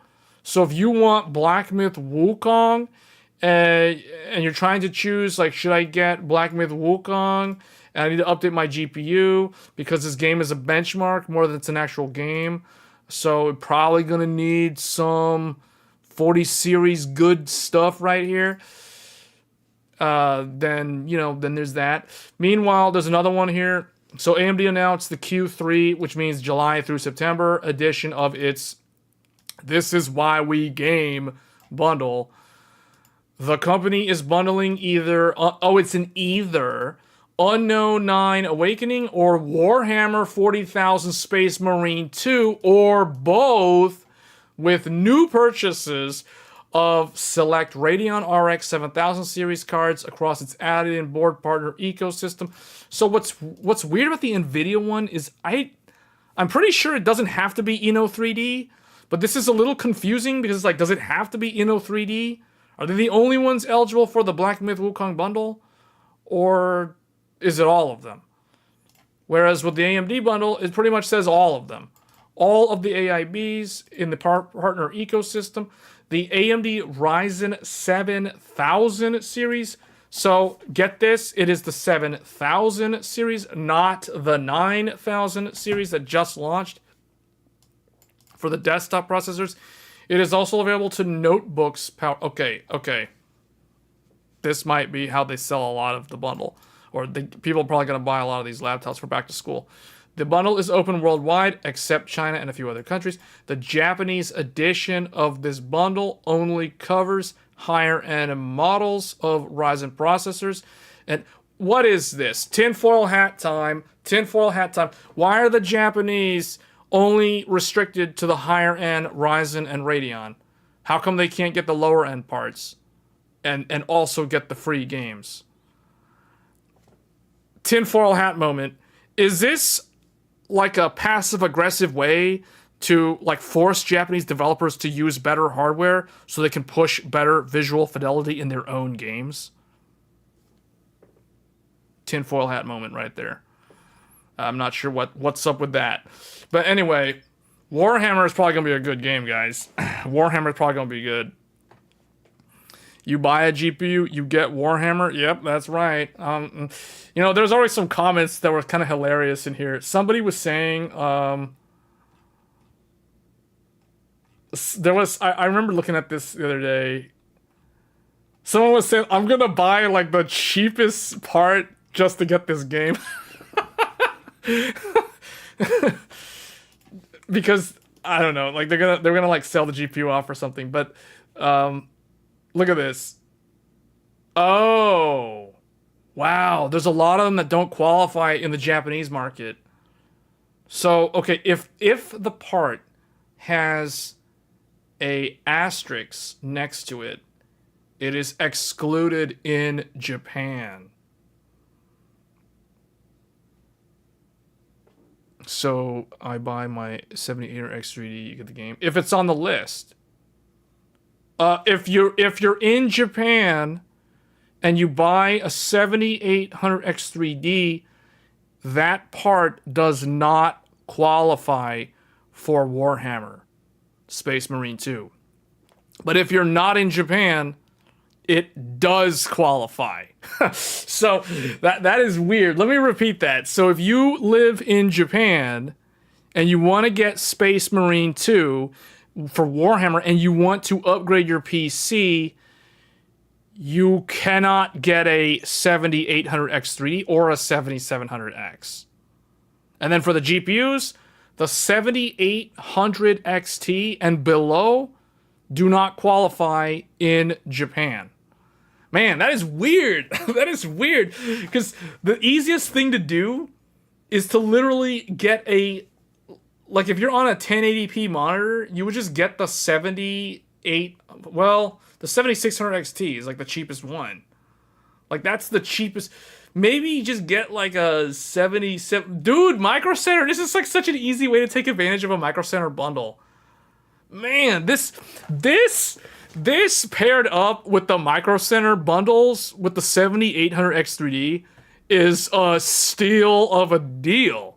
Because you literally, like, Micro Center has the bundle right now for, what is it, like $400 or something for like a 7800 X3D, 32 gigs of DDR5 and a motherboard. Let me find the AMD bundle real quick.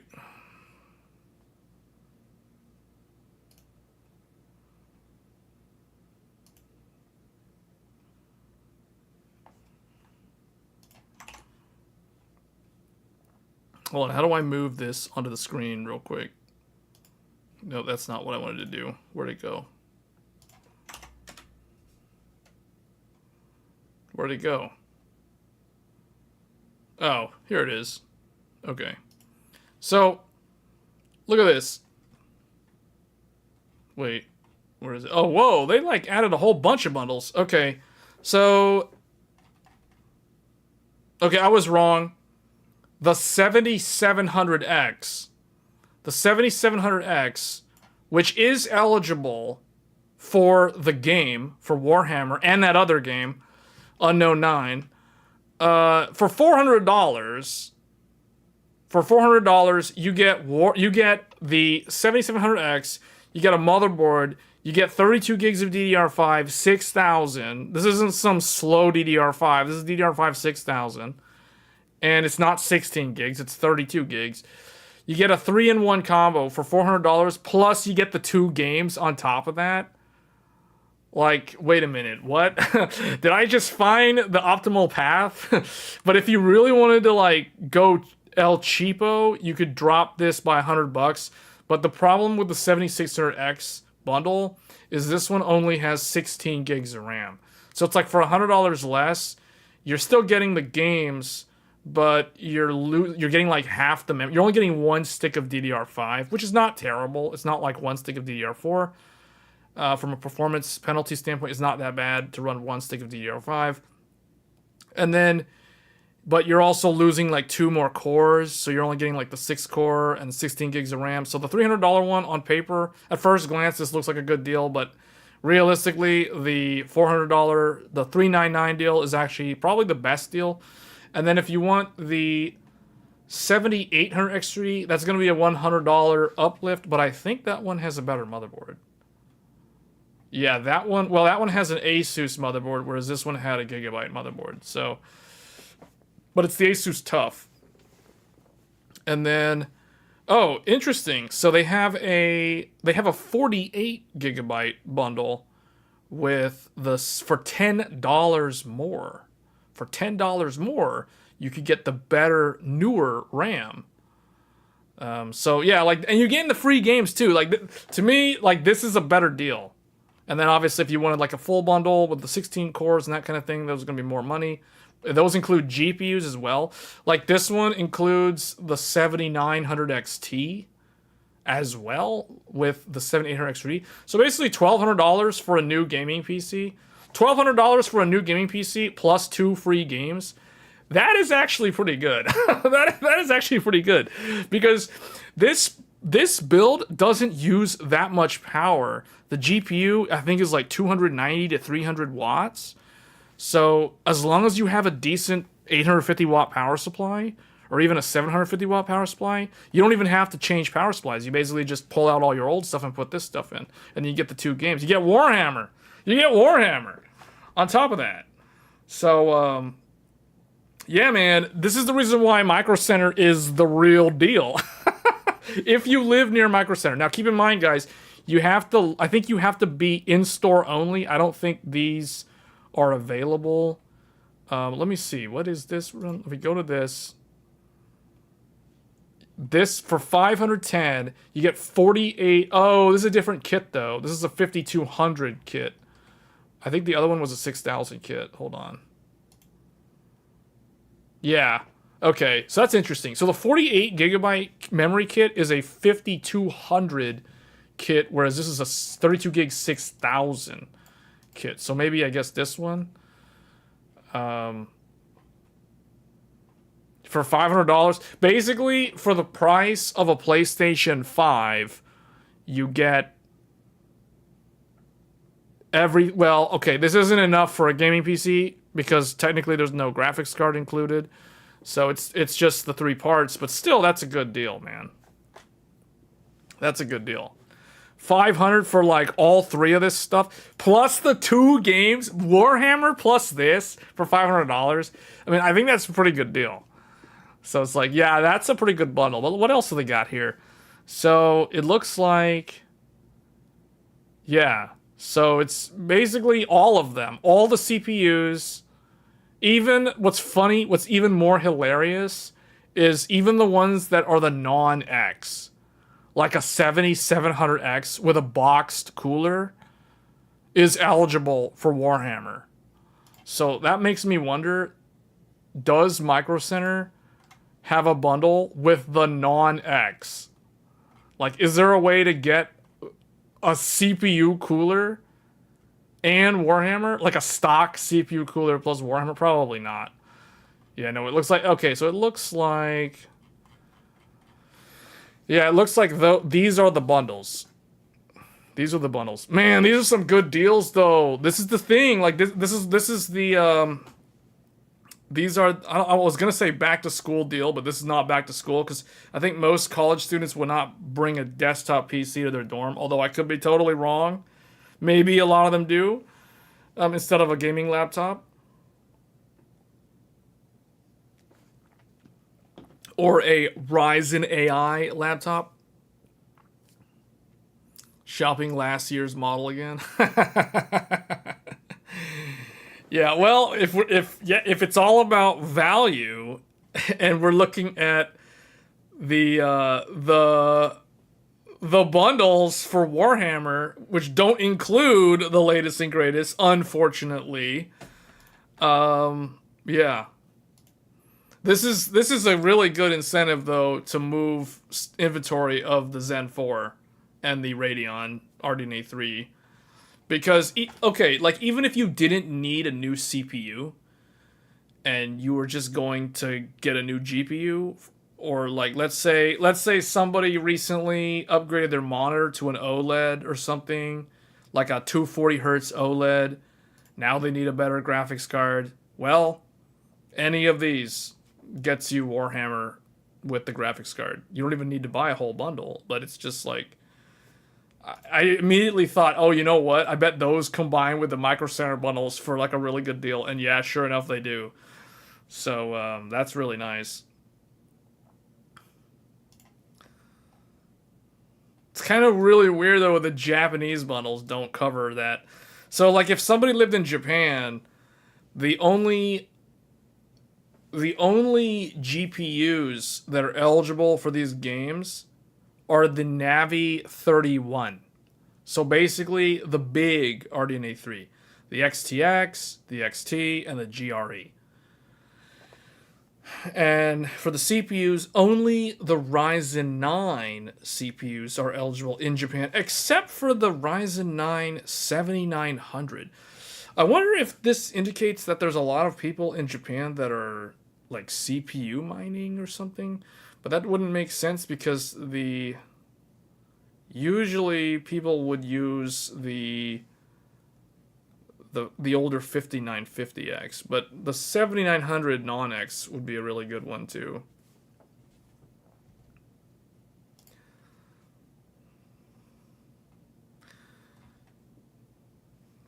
Yeah, that bundle looks pretty enticing, though, because I might actually play Warhammer. I was thinking about getting Warhammer, because I remember a lot of people kept asking me, I can't remember if it was Warframe or Warhammer.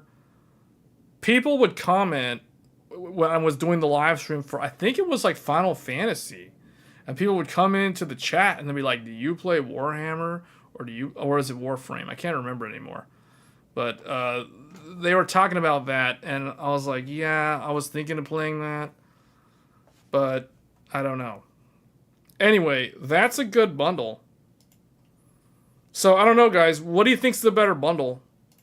Black Myth Wukong with RTX 40 series Eno 3D? Or Unknown 9 Awakening and Warhammer 40k Space Marine 2? With either a Ryzen Zen 4 or a RDNA 3. Like, I don't know. Which one seems like it's the better value? To me, this seems like the better value. Everybody keeps saying that Black Myth Wukong is very, very hard to run. So, I don't know if a 4070 would be good enough for this game. I'm just trying to think, like, what... Like, if I was someone trying to capitalize on this bundle, like, trying to get the best value out of the bundle, like, what is the optimal move? Is it to get a 4070 and get Black Myth Wukong with a 4070? Or am I better off getting a GRE to get Unknown 9 Awakening and Space Marine 2? You know what I'm saying? Because that's in my mind, I'm thinking like, okay, what's the path of least resistance? Okay, it would be the 70, no, it would probably be the 7700 Ryzen 7. And that's eligible for these. It depends on what's cheaper. Is the 7700 Ryzen 7 cheaper than the 7600 XT Radeon? The 7600 Radeon is like $300. So yeah, wait, the 7700 would be cheaper then.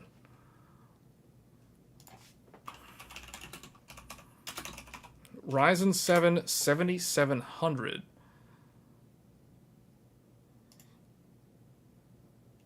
This is it. This is the path of least resistance. $260. You get a cooler.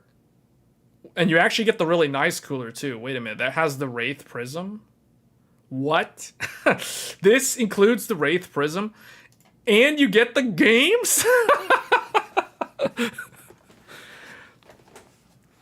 What?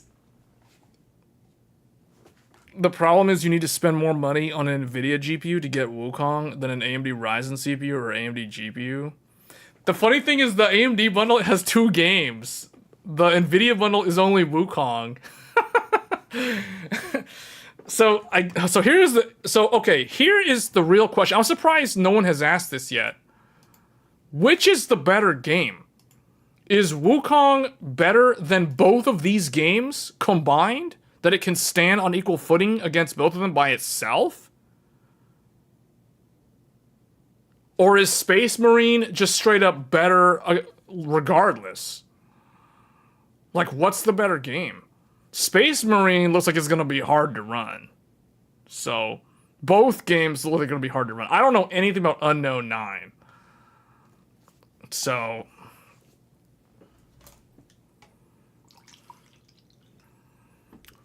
You think Wukong is better?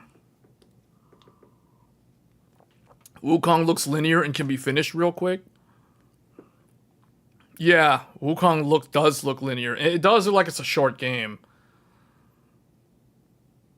We won't know. See, here's the thing, guys. I have a feeling that all these people who worship From Software and they are part of the From Software cult and they believe that From Software can do no evil, and Miyazaki is the next Messiah, and he is the Word, and thou shalt not raise thy hand against Miyazaki's greatness. Like, those people, I think, are setting themselves up for disappointment when it comes to Wukong. I don't think Wukong, from what I have seen, now I could be very wrong, but from what I have seen of Wukong, is that it is not like Dark Souls. It looks, at a glance, it looks like Dark Souls, but I don't think it is like Dark Souls. I think the correct comparison would be to compare Wukong to Team Ninja's games instead. So think Ninja Gaiden, Wolong, Fallen Dynasty, Neo and Neo 2, Stranger of Paradise, Final Fantasy Origins. Those are the games that people should be looking at if they want to see how Black Myth Wukong will compare. Onimusha, yeah, I get Onimusha's an older franchise, but yeah, I mean, that's kind of like those games. That's like the Capcom equivalent of those franchises. But yeah, like Devil May Cry, you know, like those type of games. So if you're somebody who can handle like fast reflex reacting action combat games that are very punishing if you make a mistake, then I think you'll enjoy Black Myth Wukong. But just know that Black Myth Wukong is no Dark Souls. The world is going to be very linear.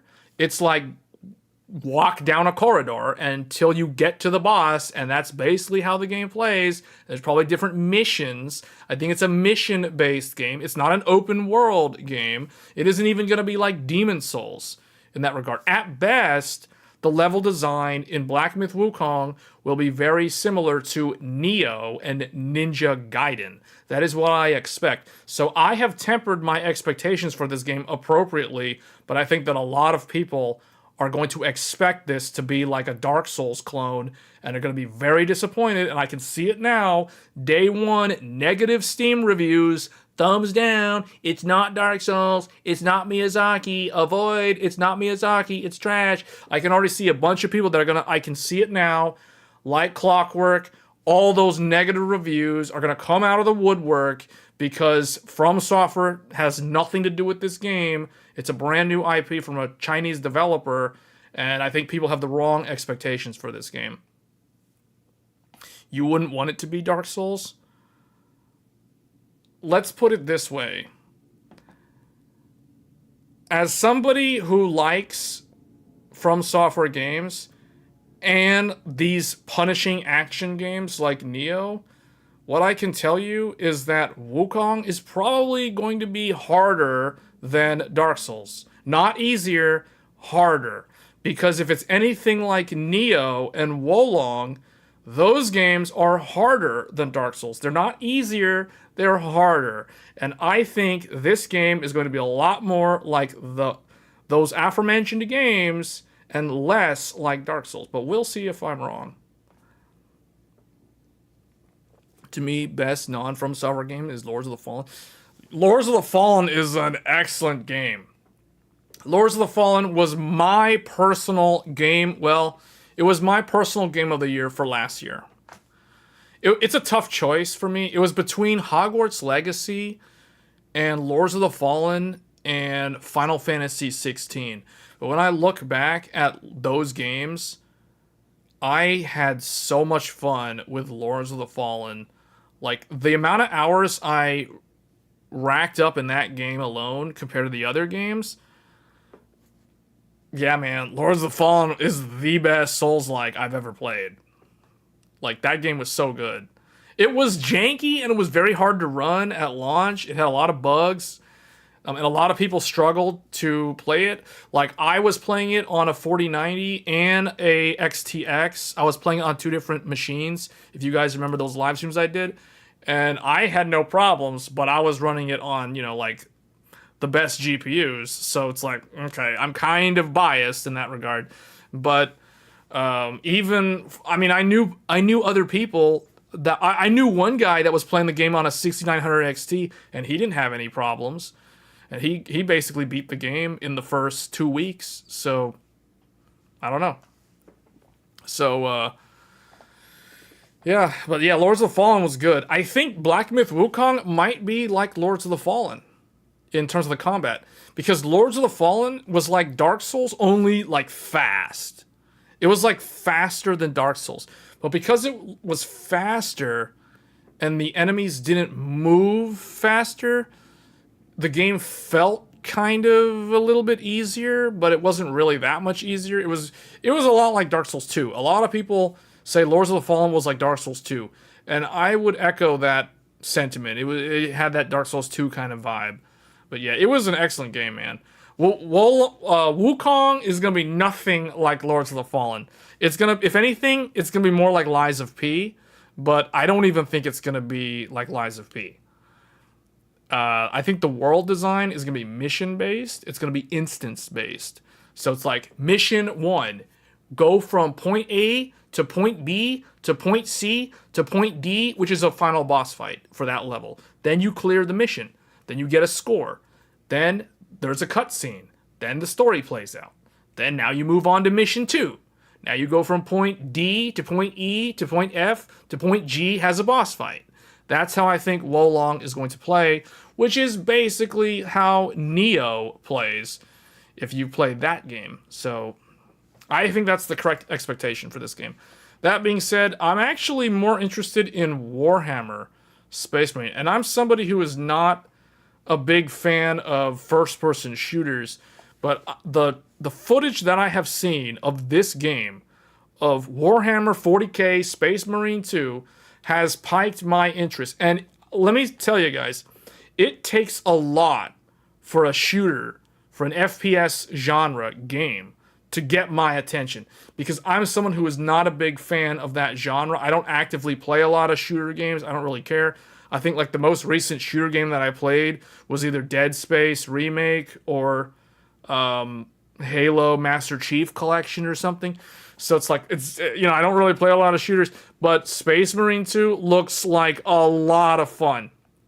So it looks a lot like, it's kind of like Helldivers 2, but it has this grungy, like, CGI aesthetic that it has this vibe that looks so good.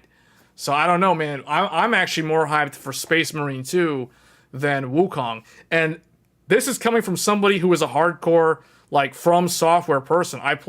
If From Software makes a game, I buy the game. Like, no questions asked. Like, Elden Ring, yes. Armored Core, yes. Sekiro, yes. Elden Ring DLC, Shadow of the Erdtree, yes. It's like, they announce it, pre-order it instantly. That's the type of person that I am when it comes to From Software games. So, but with this game, I haven't really done anything. Like, I'm not really hyped up about it. I mean, I'll look up more. There was a final trailer. I still have to watch the final trailer. But yeah, I don't know. We'll see. I guess I'm setting my expectations so low for Wukong that I can't possibly be disappointed. I don't know what else to say on that. But yeah, Space Marine 2 looks like it's going to be a really fun game. And it's going to have a lot of different game modes. It's going to have, like, co-op, as far as I know. It's going to have PvP. It has, like, a crazy, insane campaign. Yeah, that game looks like it's going to be a ton of fun. And this is coming from someone who... I did not play Helldivers 2. I did not play First Descendant, although I think I did play, like, the last day of the open beta or whatever for First Descendant. And I wasn't really that impressed. And there was, like, another game that recently came out that was a shooter genre game.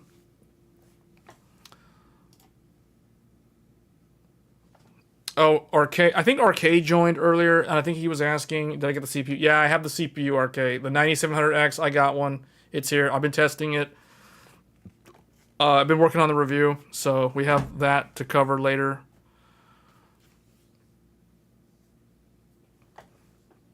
The 83-inch LG OLED is arriving next week. Perfect timing for Wukong.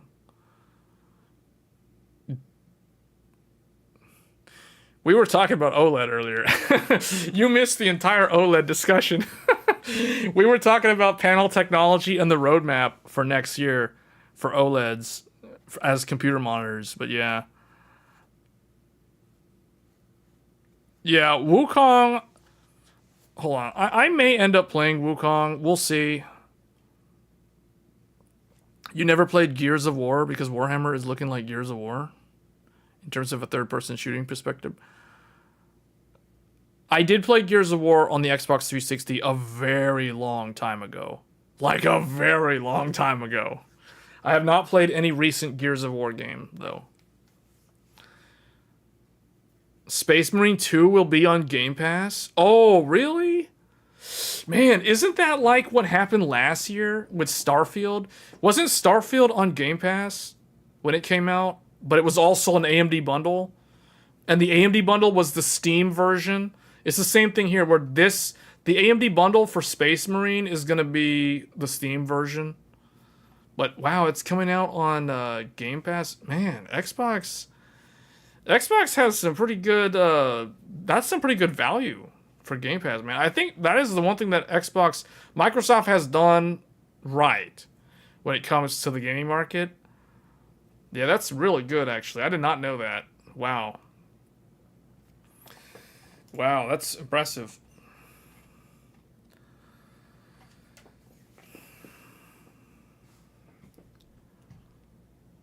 Let me see. Was there anything else? Did we talk about Star Wars? Oh, Star Wars Outlaws was another game that got PC system revealed. System requirements were revealed. It says that you need an RTX 4080 or a 7900 XTX, recommended for 4K 60 FPS. Minimum. I think we talked about this last week. Yeah, I remember this one. 1080p 30 low with yeah. This is the other one. Yeah, this is a game that actually looks like it could be really fun too. My problem is I have not finished Jedi Survivor, so I feel like if I get this, although this is different, isn't this? This is Ubisoft. This is not EA. So that means this could actually be better or worse. Although EA is pretty terrible.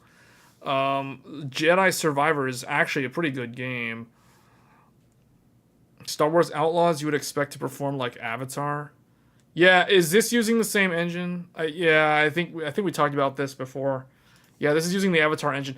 Although for some reason, I don't know what it is, but I can't help but like think that for some reason the graphics in Avatar look so good, whereas the graphics in Star Wars Outlaws just doesn't look like it has the same level of graphical fidelity, if that makes any sense. Like for some reason Outlaws just looks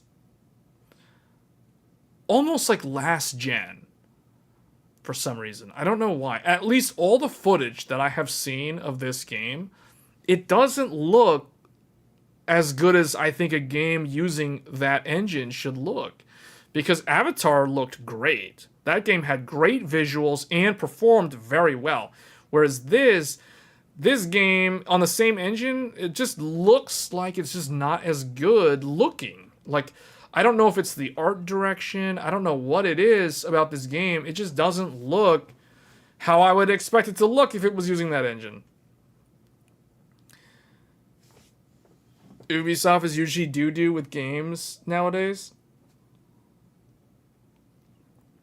It's an Ubisoft game. Oh, it's an Ubisoft game tag. They'd be Garbo looking. Well, Avatar looked good. Avatar Frontiers of Pandora was a very good looking game that came out at the end of last year. That was Ubisoft. That looked good.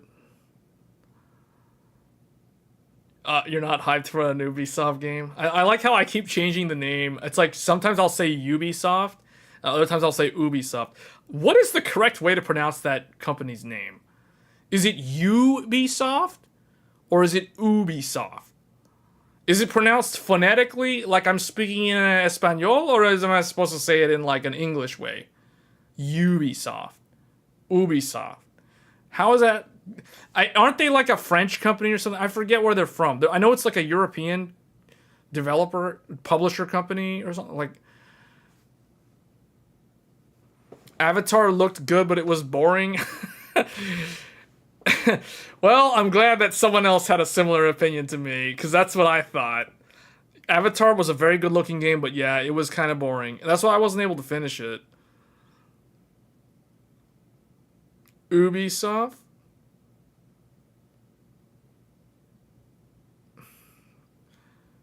Ubisoft instead of Ubisoft. I usually say Ubisoft because that's how I just think that it's supposed to sound.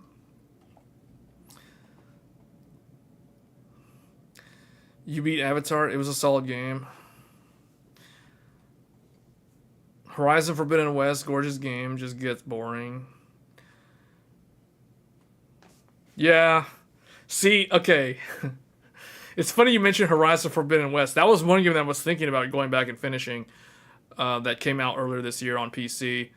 The problem that a lot of games like Horizon and Avatar run into, those games are solid games, but if you're somebody who is used to playing games like Dark Souls, Elden Ring, Lords of the Fallen, Lies of P, those games, you never get bored playing those games. I don't know what it is, but you never get bored playing those games. But if you start playing, like, if I play Elden Ring for like 40 minutes, and then I go and start playing Horizon Forbidden West. I kid you not, within 5 minutes, I'll be falling asleep. I don't know, man. I don't know what it is. What it proves to me, is it's not all about the graphics. It's not all the graphics. It's like Trunks. It's like when Trunks told King Cold, the weapon doesn't make the man. The graphics don't make the game.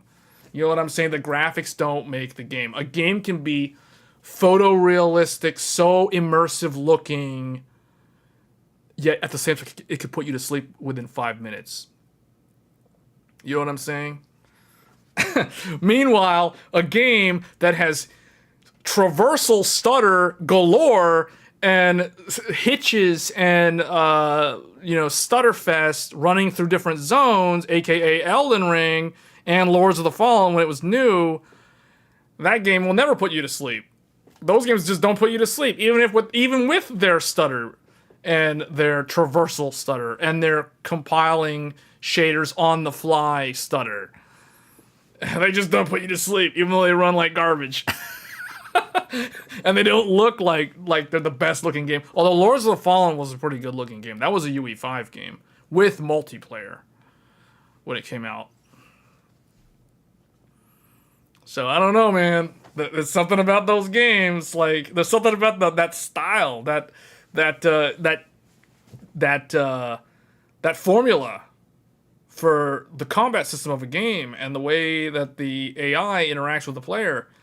It's just, like these other games like Horizon Forbidden West, I guess maybe what I should do for these games is like play it on the higher difficulty level. So it's not so boring. I don't know. But like I'm not super good at first person shooters.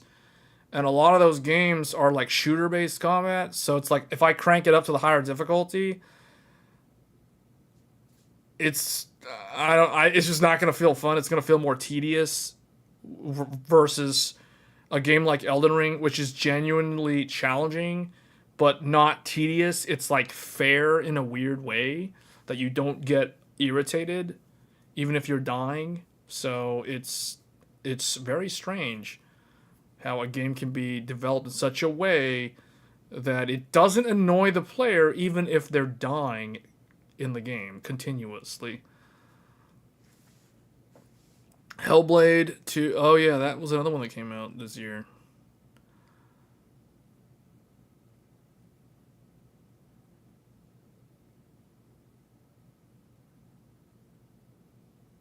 COD mode. It's like Navi versus human war COD mode. Man, I just realized the Navi are basically a bunch of Radeon graphics cards. Hellblade 2 you enjoyed, but after I beat the game twice. Maybe that's why AMD bundled the Avatar last year, because it was Navi 31, Navi 33, Navi 32. Nixies is about to... What? Nixies is about to quality? Oh, it's about that quality. Yeah, Nixies is about that quality? Yeah.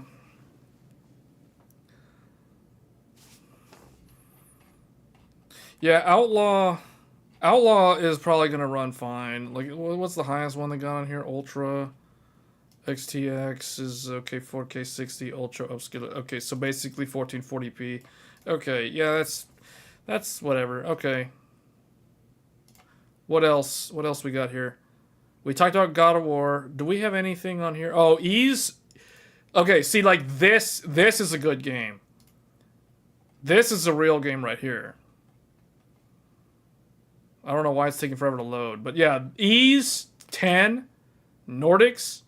This is going to be a good game. Like, this is, again, the definition of the graphics don't make the game. The graphics don't necessarily make the game. Like, I'm more likely to finish this than Avatar or Star Wars Outlaws. So this is going to be a good game. Is there any gameplay of that Nordics game? Yeah, I've seen. I don't know about English footage, but I've seen Japanese gameplay footage of this. But yeah, this So Falcom uses their own engine. They made a brand new engine that I did show on this channel. When did I do it? Like a month ago. We live streamed a game called Tales Through Daybreak, which, as far as I know, this game is built on that same engine. So yeah, it's gonna look similar. Like,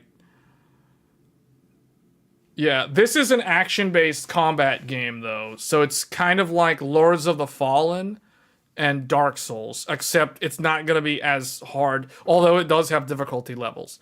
So I think this is gonna be a good game though.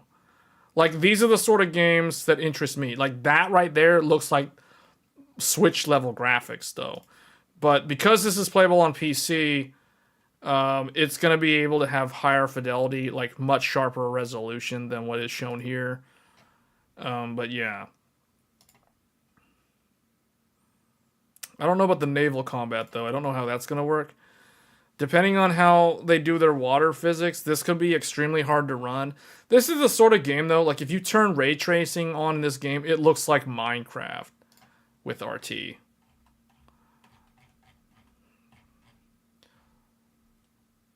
It looks like it can run maxed out on a Steam Deck. I don't know if that's possible. Well, maybe.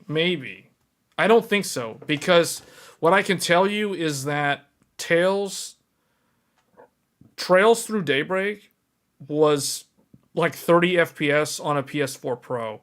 And isn't the Steam Deck similar to the PS4 Pro in terms of the hardware spec? So it would run on Steam Deck. I don't think it would run maxed out. It probably would run at like 45 FPS though, uncapped, maybe 50 something FPS. But yeah, the newer, here, well, let me find the other game, because there was another one. It was the one that I showed earlier, Trails Through, the one that I actually live streamed. Why did it not? The Legend of Heroes.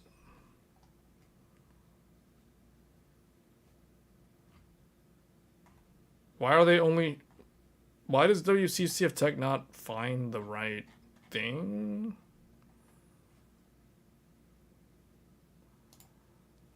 Well, this is the game. Kuro no Kiseki is the Japanese name. I was trying to use the English name, and I guess they never did an article on this. Although I'm pretty sure they did a review of this game. This is the game that this is like the most recent game that I actually showed live stream footage of. And yeah, the X Nordics is on the same engine. Visions of Mana. Oh yes, Visions of Mana. Now that's a game that could probably run on the Steam Deck maxed out. Visions of Mana. That's another good one. In fact, the demo is out, so we may have to I may have to live stream this weekend or something. Yeah, Visions of Mana is probably another good one. Although I don't know how I feel. Sometimes when the games look super old, you played the demo, you really like it. Okay, I'm gonna try it out now because you said that. I was probably gonna pass on this until you said that. But yeah, okay. So that's good. That means we have some games that are coming out soon for this second half, because I thought we were pretty much done with gaming for the rest of the year. So we have the War Within. When is this coming out? Visions of Mana? Hold on, I can find out.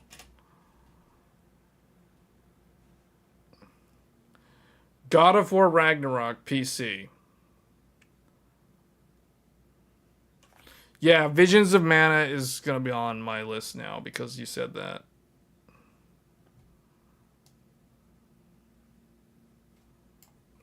Okay. So Black Myth Wukong, that's what, the 20th of this month?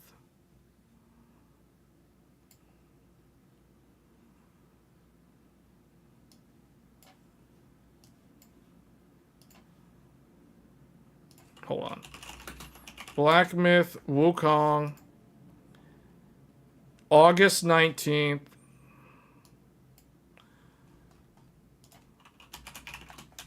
Visions of Mana, August 29th. Okay, that's August 29th is this one.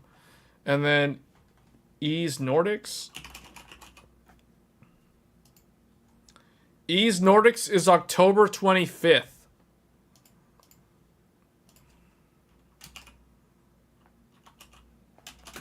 X 10 Nordics.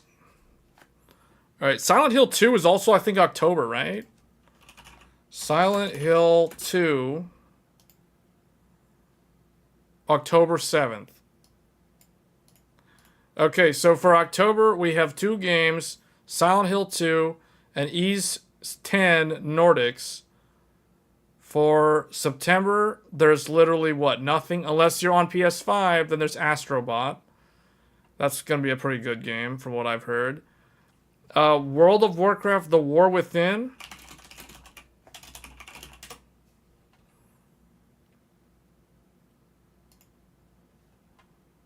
The War Within is coming out soon. We said that earlier. It's the end of this month. Yeah, that's the 26th. Okay, so this month we have Black Myth Wukong, we have The War Within, and Visions of Mana. Is there anything else? Oh, where's Space Marines? Space Marines 2 is September 9th. Oh, okay. I'm putting it down. Space Marine 2, September 9th. Dragon Ball Sparkling Zero? What is that? Dragon Ball Sparkling Zero? It says October 11th?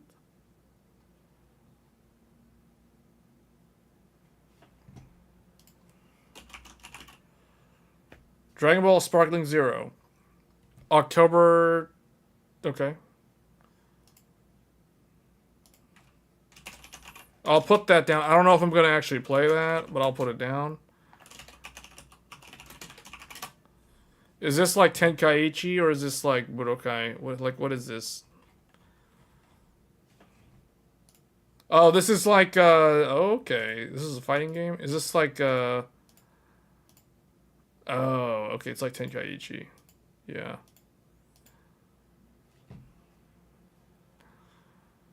Okay, well, it's starting to come together, like all the games for the second half of the year. I will say that none of these games are as interesting to me as the games that came out in the first half of the year. I think we saw much more interesting games in the first half. We had Final Fantasy VII Rebirth, Helldivers 2, Grand Blue Fantasy Relink, Persona 3 Reload, Tekken 8, Like a Dragon Infinite Wealth. What else? Horizon Forbidden West on PC, Dragon's Dogma 2, Rise of the Ronin on PS5, Stellar Blade was on PS5. PS5 got some really good exclusives this year. Stellar Blade and Final Fantasy VII Rebirth are both excellent games, one of which is a potential Game of the Year contender. Ghost of Tsushima came to PC. So one thing I will notice, guys, like Sony's first-person titles are very good. Ghost of Tsushima is very good, and it came to PC, but it was originally PlayStation, so it's not really new. Same thing with Horizon Forbidden West. That's a very good game. Often it was overlooked because it came out in 2022, and it got overshadowed by Elden Ring. God of War Ragnarok. When is that coming out?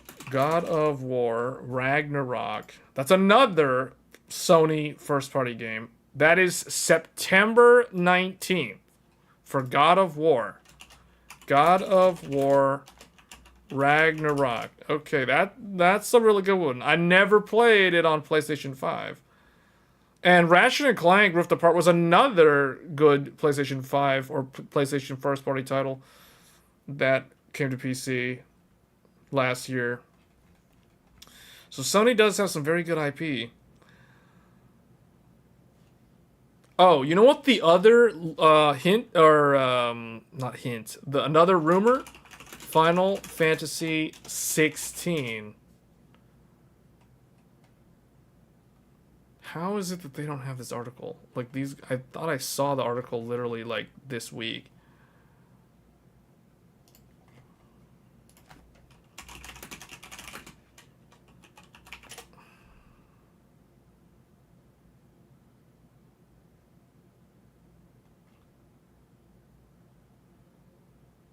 Did this get like removed from the internet because it was like a leak or something?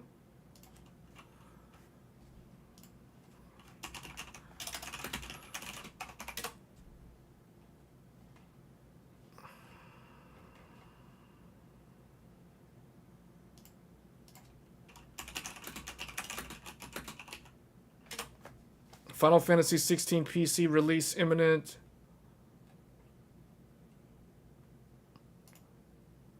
Final Fantasy 16 release, PC release could be imminent. This was posted 2 days ago. Final Fantasy 16 may be launching on PC soon because Nvidia accidentally released a driver update that revealed game-ready optimizations. The highly anticipated JRPG has achieved commercial success, selling over 3 million copies worldwide. Now, that is... Okay, at first someone's like, okay, 3 million copies is not that good. Well, keep in mind that that is PlayStation 5 exclusive. So they literally sold 3 million copies of the PlayStation 5 version because it was a PlayStation 5 exclusive.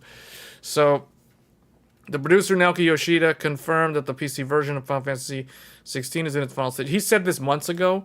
So yeah, if we... And remember what I said, guys. Remember what I said last year, around April of last year. I told you guys that Final Fantasy, if you're waiting to play Final Fantasy 16 on PC, you're going to be waiting for a long time. Final Fantasy 16 came out on PlayStation 5 June of last year. It has already been over a year since this game came out. So I would imagine this game could come out next month or sometime at the end of this year. If not, like January of next year or something. But it's coming out in the next 4 months or we'll say like 4 to 6 months. This game should be out on PC, I would imagine. So, the fact that Nvidia leaked this tells me that, yeah, it's coming soon. That's good because I am totally going to play this again on PC because I want to see how this runs on PC. This game uses a modified version of the Luminous engine. As far as I know, it's not Unreal Engine. It's not some mainstream engine. It is Square Enix's own proprietary game engine. So it is kind of like Final Fantasy 15 and a game called Forspoken that everybody loved. Forspoken, Final Fantasy 16 is kind of like that game. Although they put a lot of effort into making sure Final Fantasy 16 could perform well on the PlayStation 5. However, even in performance mode, it struggled. It used FSR and it looked pretty blurry in the 60 FPS mode, and it wasn't able to maintain 60 FPS. So the thing with this game is, and this is true of a lot of Square Enix's recent games on PlayStation 5, as somebody who played and beat Final Fantasy 16 on PlayStation 5 last year, as well as playing through 95% of Final Fantasy VII Rebirth on PlayStation 5 this year. I have to finish that game, but I'm actually waiting for the PlayStation 5 Pro so I can revisit Final Fantasy VII Rebirth on the newer console, which is supposed to come out later this year, hopefully.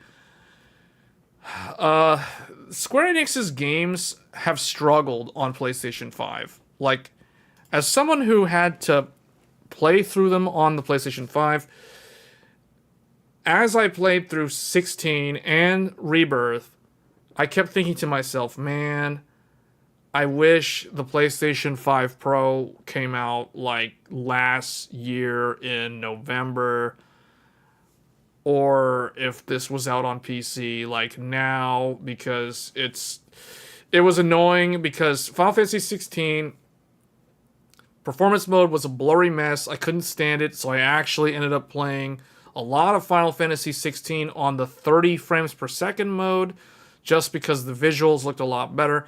And then in Final Fantasy Rebirth, I ended up playing pretty much the whole game in the 30 FPS mode. I just had to get used to playing it at 30 frames per second.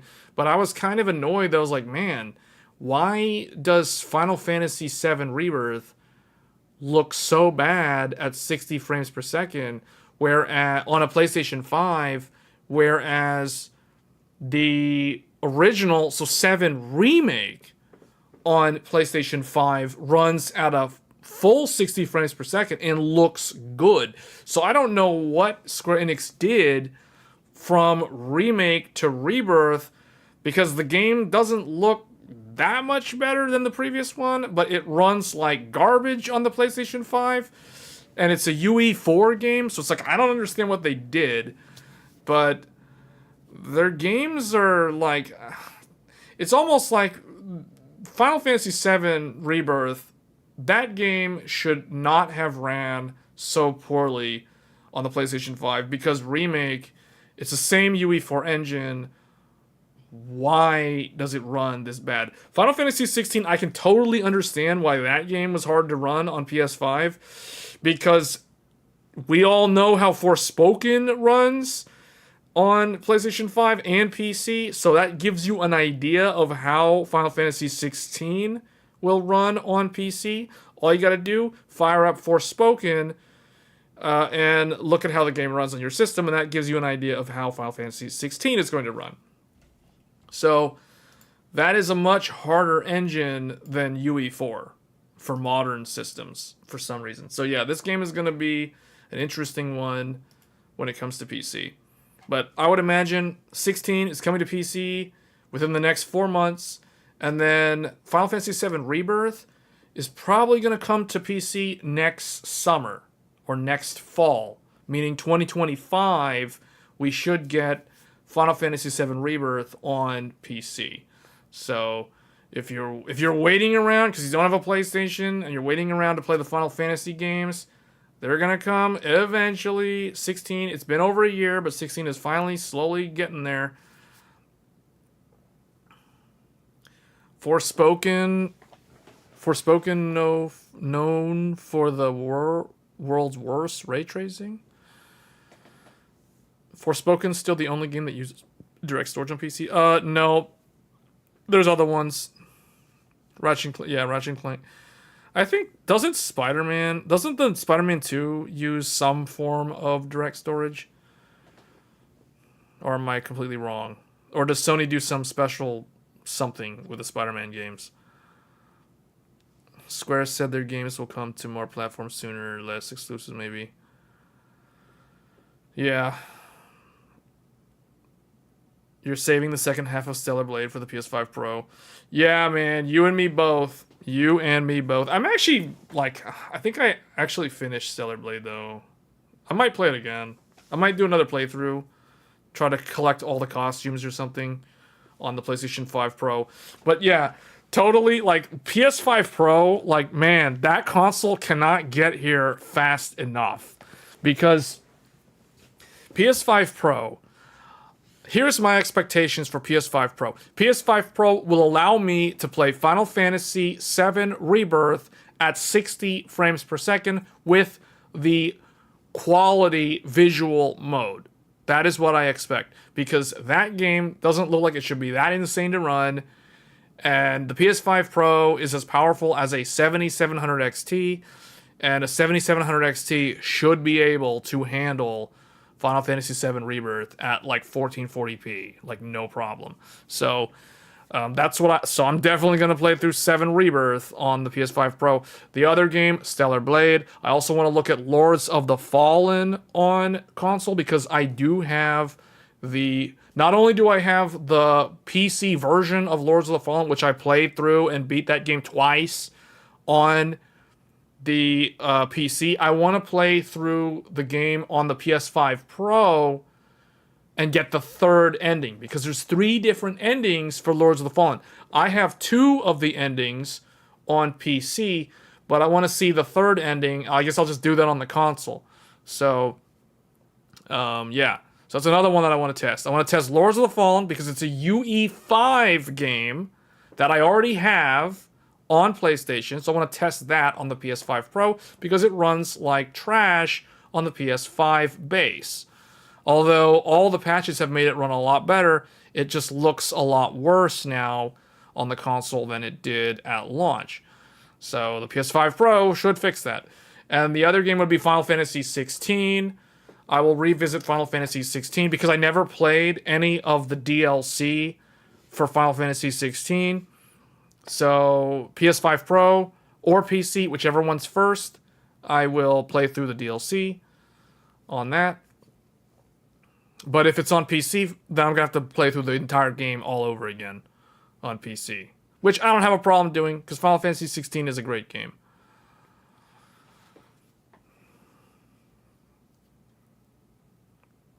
Do you think RDNA 2 in the current PS5 is holding it back? The PS5 is just held back because it's so old.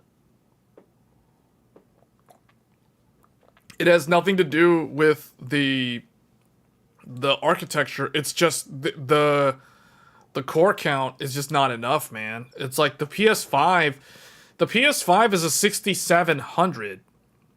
Just so you know. So let's get this straight. We already know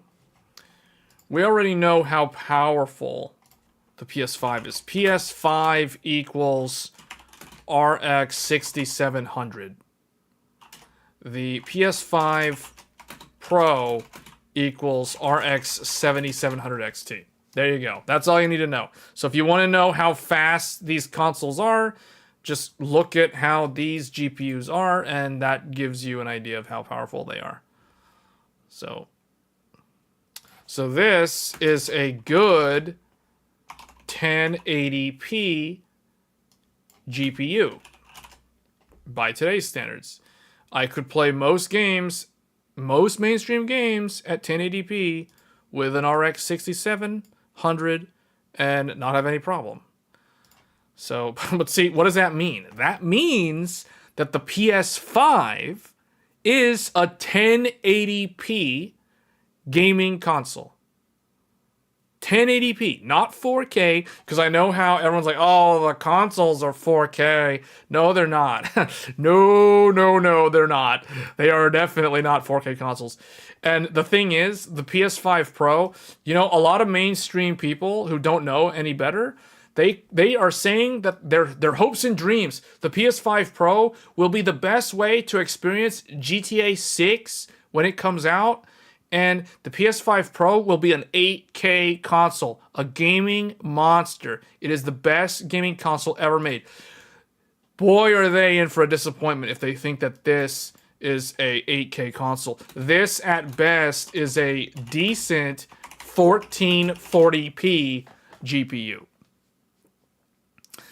So, there. That gives you an idea of where the PS5 Pro stacks up by today's standards. You can already see console players complaining about Wukong. Well, so the thing that's interesting, it's always interesting to watch the Digital Foundry videos about the consoles more so than the PC stuff, because the consoles give you a good idea of where mainstream gaming is. So, and what I have observed from watching Digital Foundry's analysis of like the console performance in a lot of games is that the PlayStation 5 tends to outperform the Xbox. And that means that Sony, most likely, Sony is providing better developer support, better developer relations than Microsoft is when it comes to console gaming. Whereas I think Microsoft has kind of given up and they're really just doing the Game Pass thing, and they're kind of moving away from from the traditional console model. And on top of that, I think they're also trying to push cloud gaming. I think Microsoft would rather you not own any high-end hardware and just like pay them a subscription every month and play your games from their cloud data centers and their CDN, which would have all of the high-end GPUs in an actual server infrastructure. I think that's what Microsoft envisions for the future. That's what they want. Therefore, Microsoft's approach is you shall own nothing and you will be happy and you will pay us a subscription. That's kind of what they want. There's nothing wrong with that, to be honest. Like, it is what it is. There's already a lot of business models, like, for example, Netflix and Hulu and FX and HBO and all the streaming services out there that are already operating that way. And I think Microsoft wants gaming to be in the same business model. Microsoft will stick to PC and cloud. Yes, but I think ultimately they can't really compete with Steam that well, so they're just gonna do like Game Pass and then eventually just kind of push everything to the cloud. I think that's their end game strategy, is have everything in the cloud, and yeah, that's it. The real limiting factor is internet speed.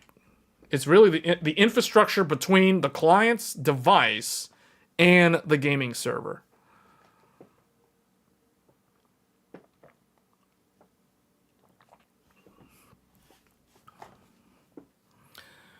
You think it has to do with the PlayStation having a much larger user base? Well, Sony devotes a lot of time to keeping it that way. Why is the PlayStation... Why? So the question there, why does PlayStation have a larger user base than Xbox? Why is that? Is it a legacy thing? I mean, not really when you think about it, because PlayStation 1 was what, 1995, 1994? The original Xbox was 2001. The original PlayStation was like 2000. So it's like, yeah, Microsoft missed that first generation of PlayStation, but it's, in the grand scheme of things, it's Microsoft. I think what it is it's the games. It's developer relations. I think Sony did a better job early on, and it's also the market share. It's the choices they made long ago that set things up for them to maintain the ecosystem that they have now. That's basically what it is. The one Sony game that you really hope comes to PC is GT7. You enjoyed it so much on PS5. That's like asking why Nvidia has a larger user base for their GPU than AMD. Well, I mean, it's the same kind of question, but it's like the answer's different. There's a different reason. The answers are different. It's not going to be the same answer. Why Nvidia has a larger user base than AMD versus why Sony has a larger user base than Microsoft. There's different reasons. It's not the same reason. I can tell you that.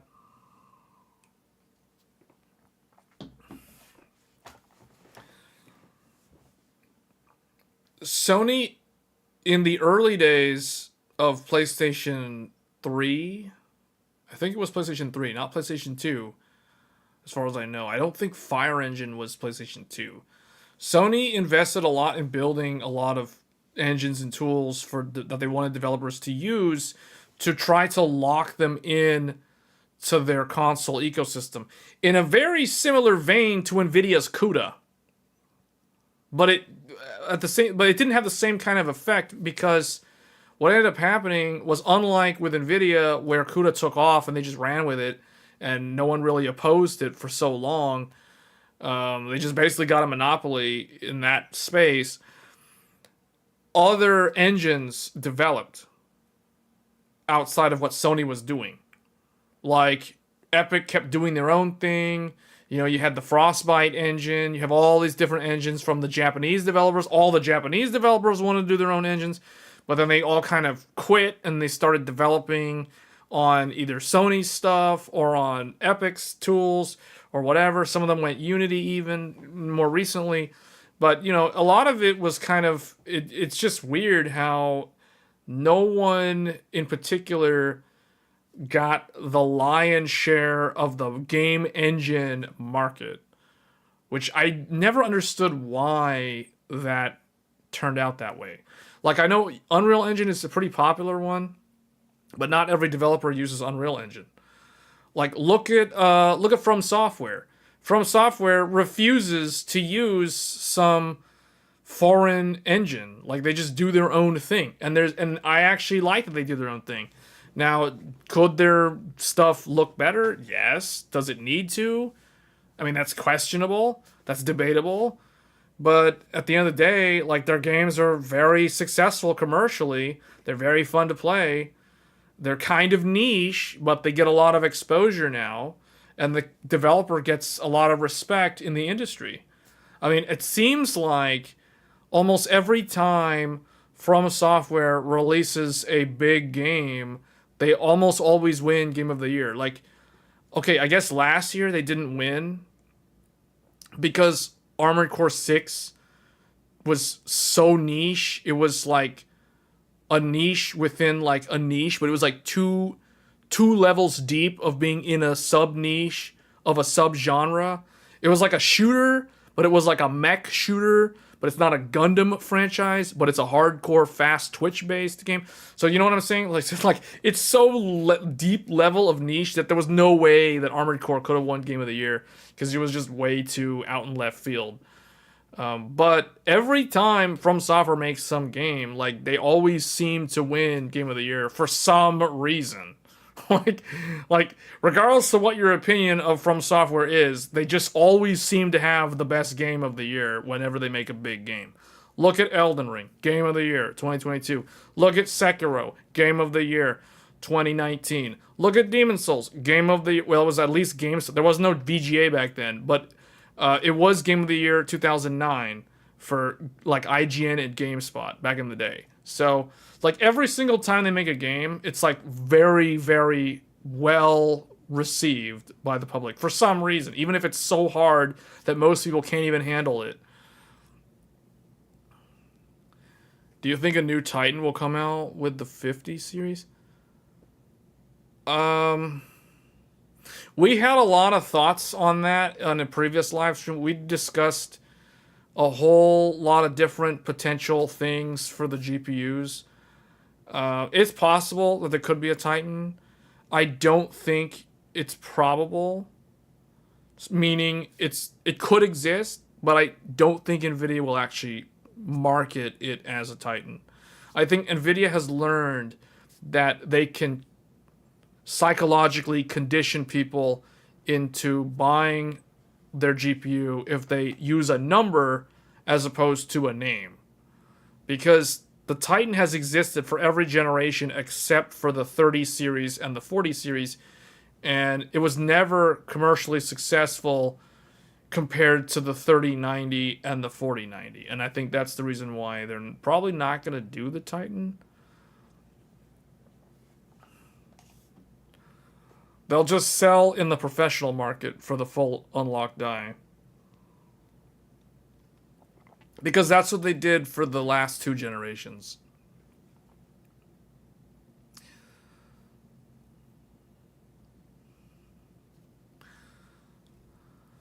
But yeah, I think that's pretty much it, guys.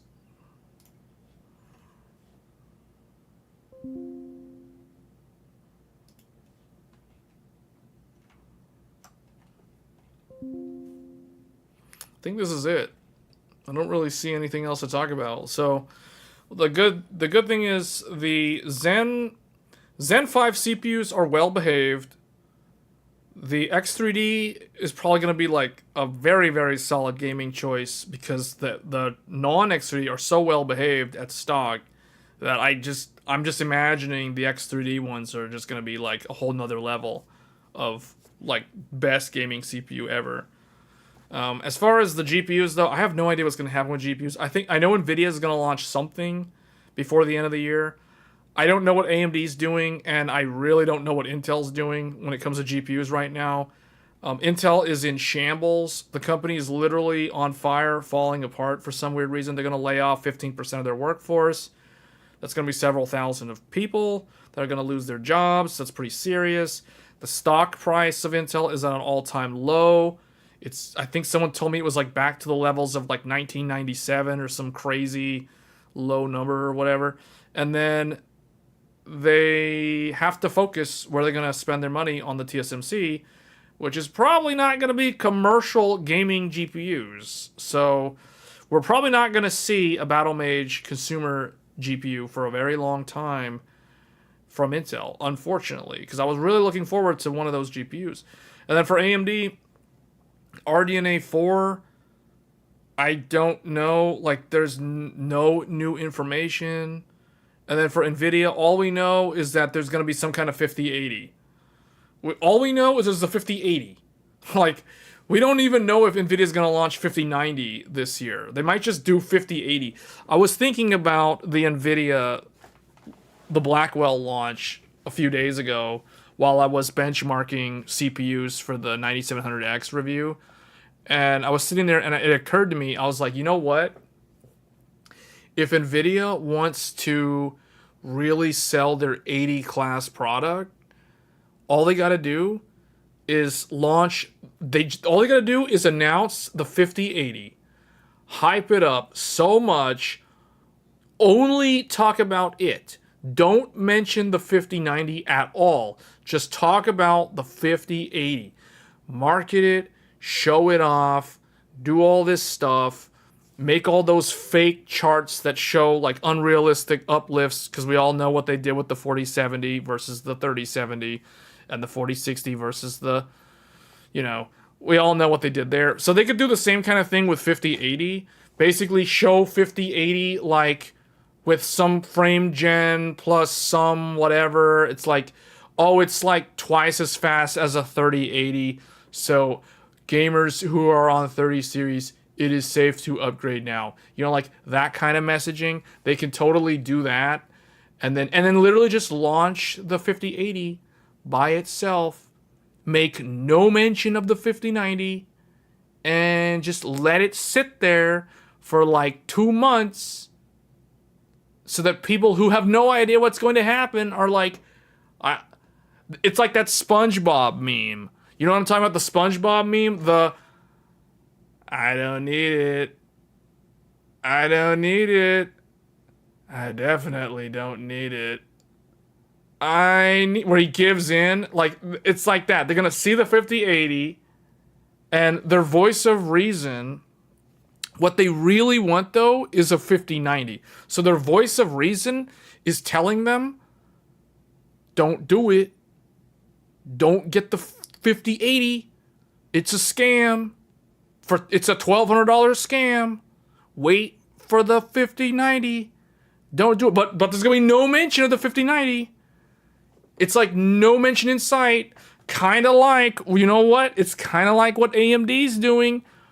They launched the 9000 series, non-X3D, with no mention of X3D. It's like, okay, we know X3D is going to come out. We have no idea when X3D is coming out. It could be literally in November, or it could be next year. Like, no one actually knows. So it's like NVIDIA can do the exact same thing with the way AMD is doing X3D. This is how you can tell when a company has control of the market. They have other cards up their sleeve. They have other moves they can make in the chess game. You know what I'm saying? Like, NVIDIA has so many ways to play the market and psychologically condition the gamers by never talking about the 5090 and just only talking and marketing the 5080. They'll get a lot of people. They'll catch a lot of people. They'll be the people who are like, oh, I know I shouldn't get it. I know I shouldn't get it because I want that 5090, but it's like nobody knows when the 5090 is coming out. So, oh man. You know what? I'm just gonna get it. I'm just gonna get it. It's like, bro, they just buy it. They just get it. They get the 5080, and then you know what? Then like 3 weeks later, guess what? 5090 leaks start showing up. Shipping manifests from China start showing up.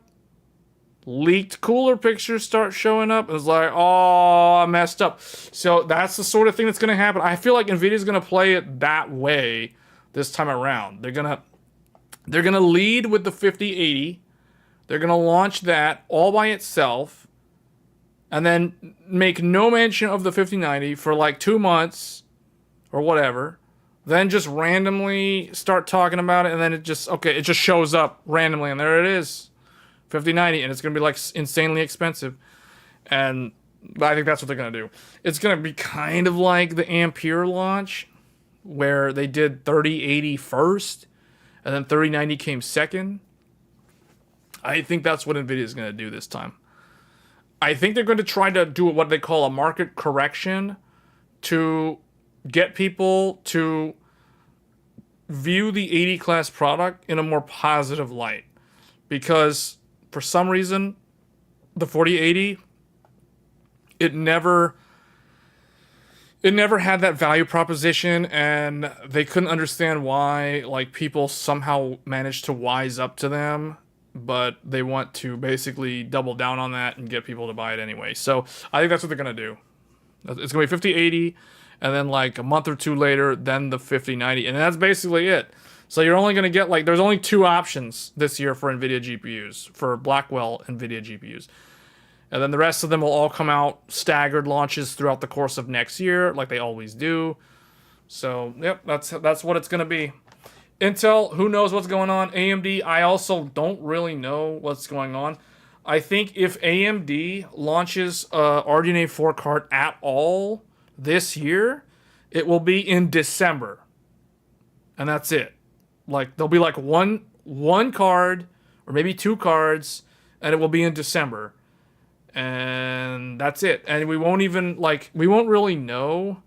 I think, okay, for AMD, we should know more at Gamescom. So actually, that is probably the last thing that we will do on this live stream. Gamescom 2024. Okay, Gamescom takes place Wednesday, August 21st through Sunday, August 25th. So from the 21st, so hold on, let me add that. Let me put that in my calendar so I'm tracking that. So the 21st, okay, so it's that week. That's 2 weeks from now. Okay, because if I remember correctly, AMD announced the 7th, like RDNA 3, the 7900 XTX and the 7900 XT were announced at Gamescom 2 years ago. So if there is going to be any AMD GPU launching this year, I would expect to catch the first reveal of it officially 2 weeks from now. So we'll be in a better spot to understand the upcoming gaming class hardware in literally 2 weeks. And the PlayStation 5 Pro might also show up in 2 weeks at Gamescom, the reveal. So it's not too much longer to wait. Like I told you guys at the beginning of the year, I said the first half of the year is all gaming. The second half of the year is all hardware. So if there's going to be some new hardware, PS5 Pro, RDNA 3, NVIDIA Blackwell GPUs, we should know at Gamescom. The only other show would be Tokyo Game Show 2024. Now, Tokyo Game Show is September 26th through September 29th. All right, I'm putting that in my calendar as well. So, the Tokyo Game Show should have the what do you call it? PS5 Pro. So if there's no PS5 Pro reveal at Gamescom, it should definitely be at the Tokyo Game Show. If we go to Tokyo Game Show, if it goes that far into the year, and we don't get any reveal or announcement of a PlayStation 5 Pro at TGS, then I would say it's probably not coming this year, unfortunately. So it shouldn't be too much longer. It looks like it's like, what, the next 2 months or so is really... It's like a month and a half, or it's like about a month and a half for TGS, and it's like 2 weeks for Gamescom. So it's not too much longer to wait for these things. But yeah, AMD's new GPU, if it's going to be announced, I would expect it to be at Gamescom. Otherwise, there's like nothing. And then NVIDIA, I don't know when NVIDIA will do the Blackwell announcement, because NVIDIA typically doesn't do anything at these game shows. It's usually like it's either SciGraph or GTC or GDC, which is all that stuff's already happened. So it's like, I don't know, man. The NVIDIA stuff is kind of weird. Like, we know they've got something. We just don't know when they're going to announce it. But for AMD and Sony, it's easier to understand like when they're going to announce their stuff. And then for Intel, it's going to be Intel Innovation Day, I think, or Intel Innovation 2024. They have their own show. Intel's like a really big company, so they have their own. Okay, Intel. Here we go. Intel Innovation. September 24th. Oh, that's literally right before TGS. All right, Intel Innovation. Okay, I've noted this down in my calendar. I noted TGS. So literally, Intel Innovation is like 2 days. Then immediately after Intel Innovation ends, TGS starts.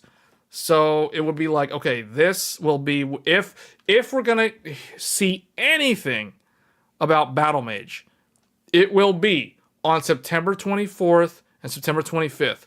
If there is no announcement for Battlemage during Intel Innovation, then I have no hope for Battlemage. It means that it is only going to be enterprise, and they are considering exiting the commercial client gaming segment for GPUs. So all those rumors about Intel canceling their GPUs, that might actually come true, but only in respect to the gaming market, not the data center and the enterprise market, because they're definitely not exiting that. They actually have a lot of products now in the data center market, so for GPUs. So yeah, they're not going anywhere. But if you're hoping to get like an Intel GPU, save the date, September 24th. We will be covering it. I will be covering Intel Innovation those days, September 24th, September 25th, as well as the announcements. Any announcements, we'll be talking about it. They have their Lunar Lake laptops. They're probably going to talk a lot about Lunar Lake laptops and AI and all those kind of things that Intel likes to talk about. Yeah, so that's basically what I expect to see from them. And then I think that's it. It's pretty much Gamescom, Intel Innovation, and TGS, and then it's that ends Q3. Then we go into Q4 for a bunch of like nothing except Dragon Ball, Sparkling Zero, Silent Hill 2, and X Nordics. And I literally have nothing in November and December. That's like a huge fog of war. Like I don't know what's gonna happen in November and December. So anyway, guys, that's probably gonna be it for this stream. Once again, if you are new to this channel, we stream live every Thursdays for about 3 hours or so. This stream is probably this is on the longer side, so 3.5 hours. And if you have any questions related to PC DIY, like if you're thinking of building a gaming PC, or even it doesn't have to be a gaming PC. Like if you're building a PC for productivity, a workstation like a Threadripper-based system, we can also discuss that on here as well. If you want to talk about like anything related to the PC space, whether it's GPUs, CPUs, DDR5 RAM, even DDR4 RAM, monitors. We did a whole discussion about OLED earlier in the stream. Hence, you can see what's on the roadmap here from Samsung and LG. And the consoles also come up from time to time, as well as games. So, with that being said, guys, we're going to go ahead and end the stream for today or this evening. And I thank everybody for watching. If you're new, get subscribed to the channel. You probably will enjoy interacting with the growing community of PC enthusiasts that are in the channel. We do have a Discord channel, so if you have any tech-related questions, you can join that. There's a lot of helpful people in there. And with that being said, I will see you guys on the next episode of Tech Thursdays next week. I will probably do a live stream of the testing the 9700X this weekend. I just need to finalize. I need to get my DRM stuff to reset, so I'm kind of waiting until tomorrow and seeing if that goes through, because apparently you can't swap your CPU more than 5 times in some games. I can't benchmark Dragon's Dogma 2. I can't benchmark there was another game. I can't remember what. Oh, Hogwarts Legacy. And there was like another game. So it's like, yay for De Nouveau and DRM, because it's so wonderful. So anyway, guys, I'll catch you guys next time. Until then, take care, and I'll see you guys later. Thanks.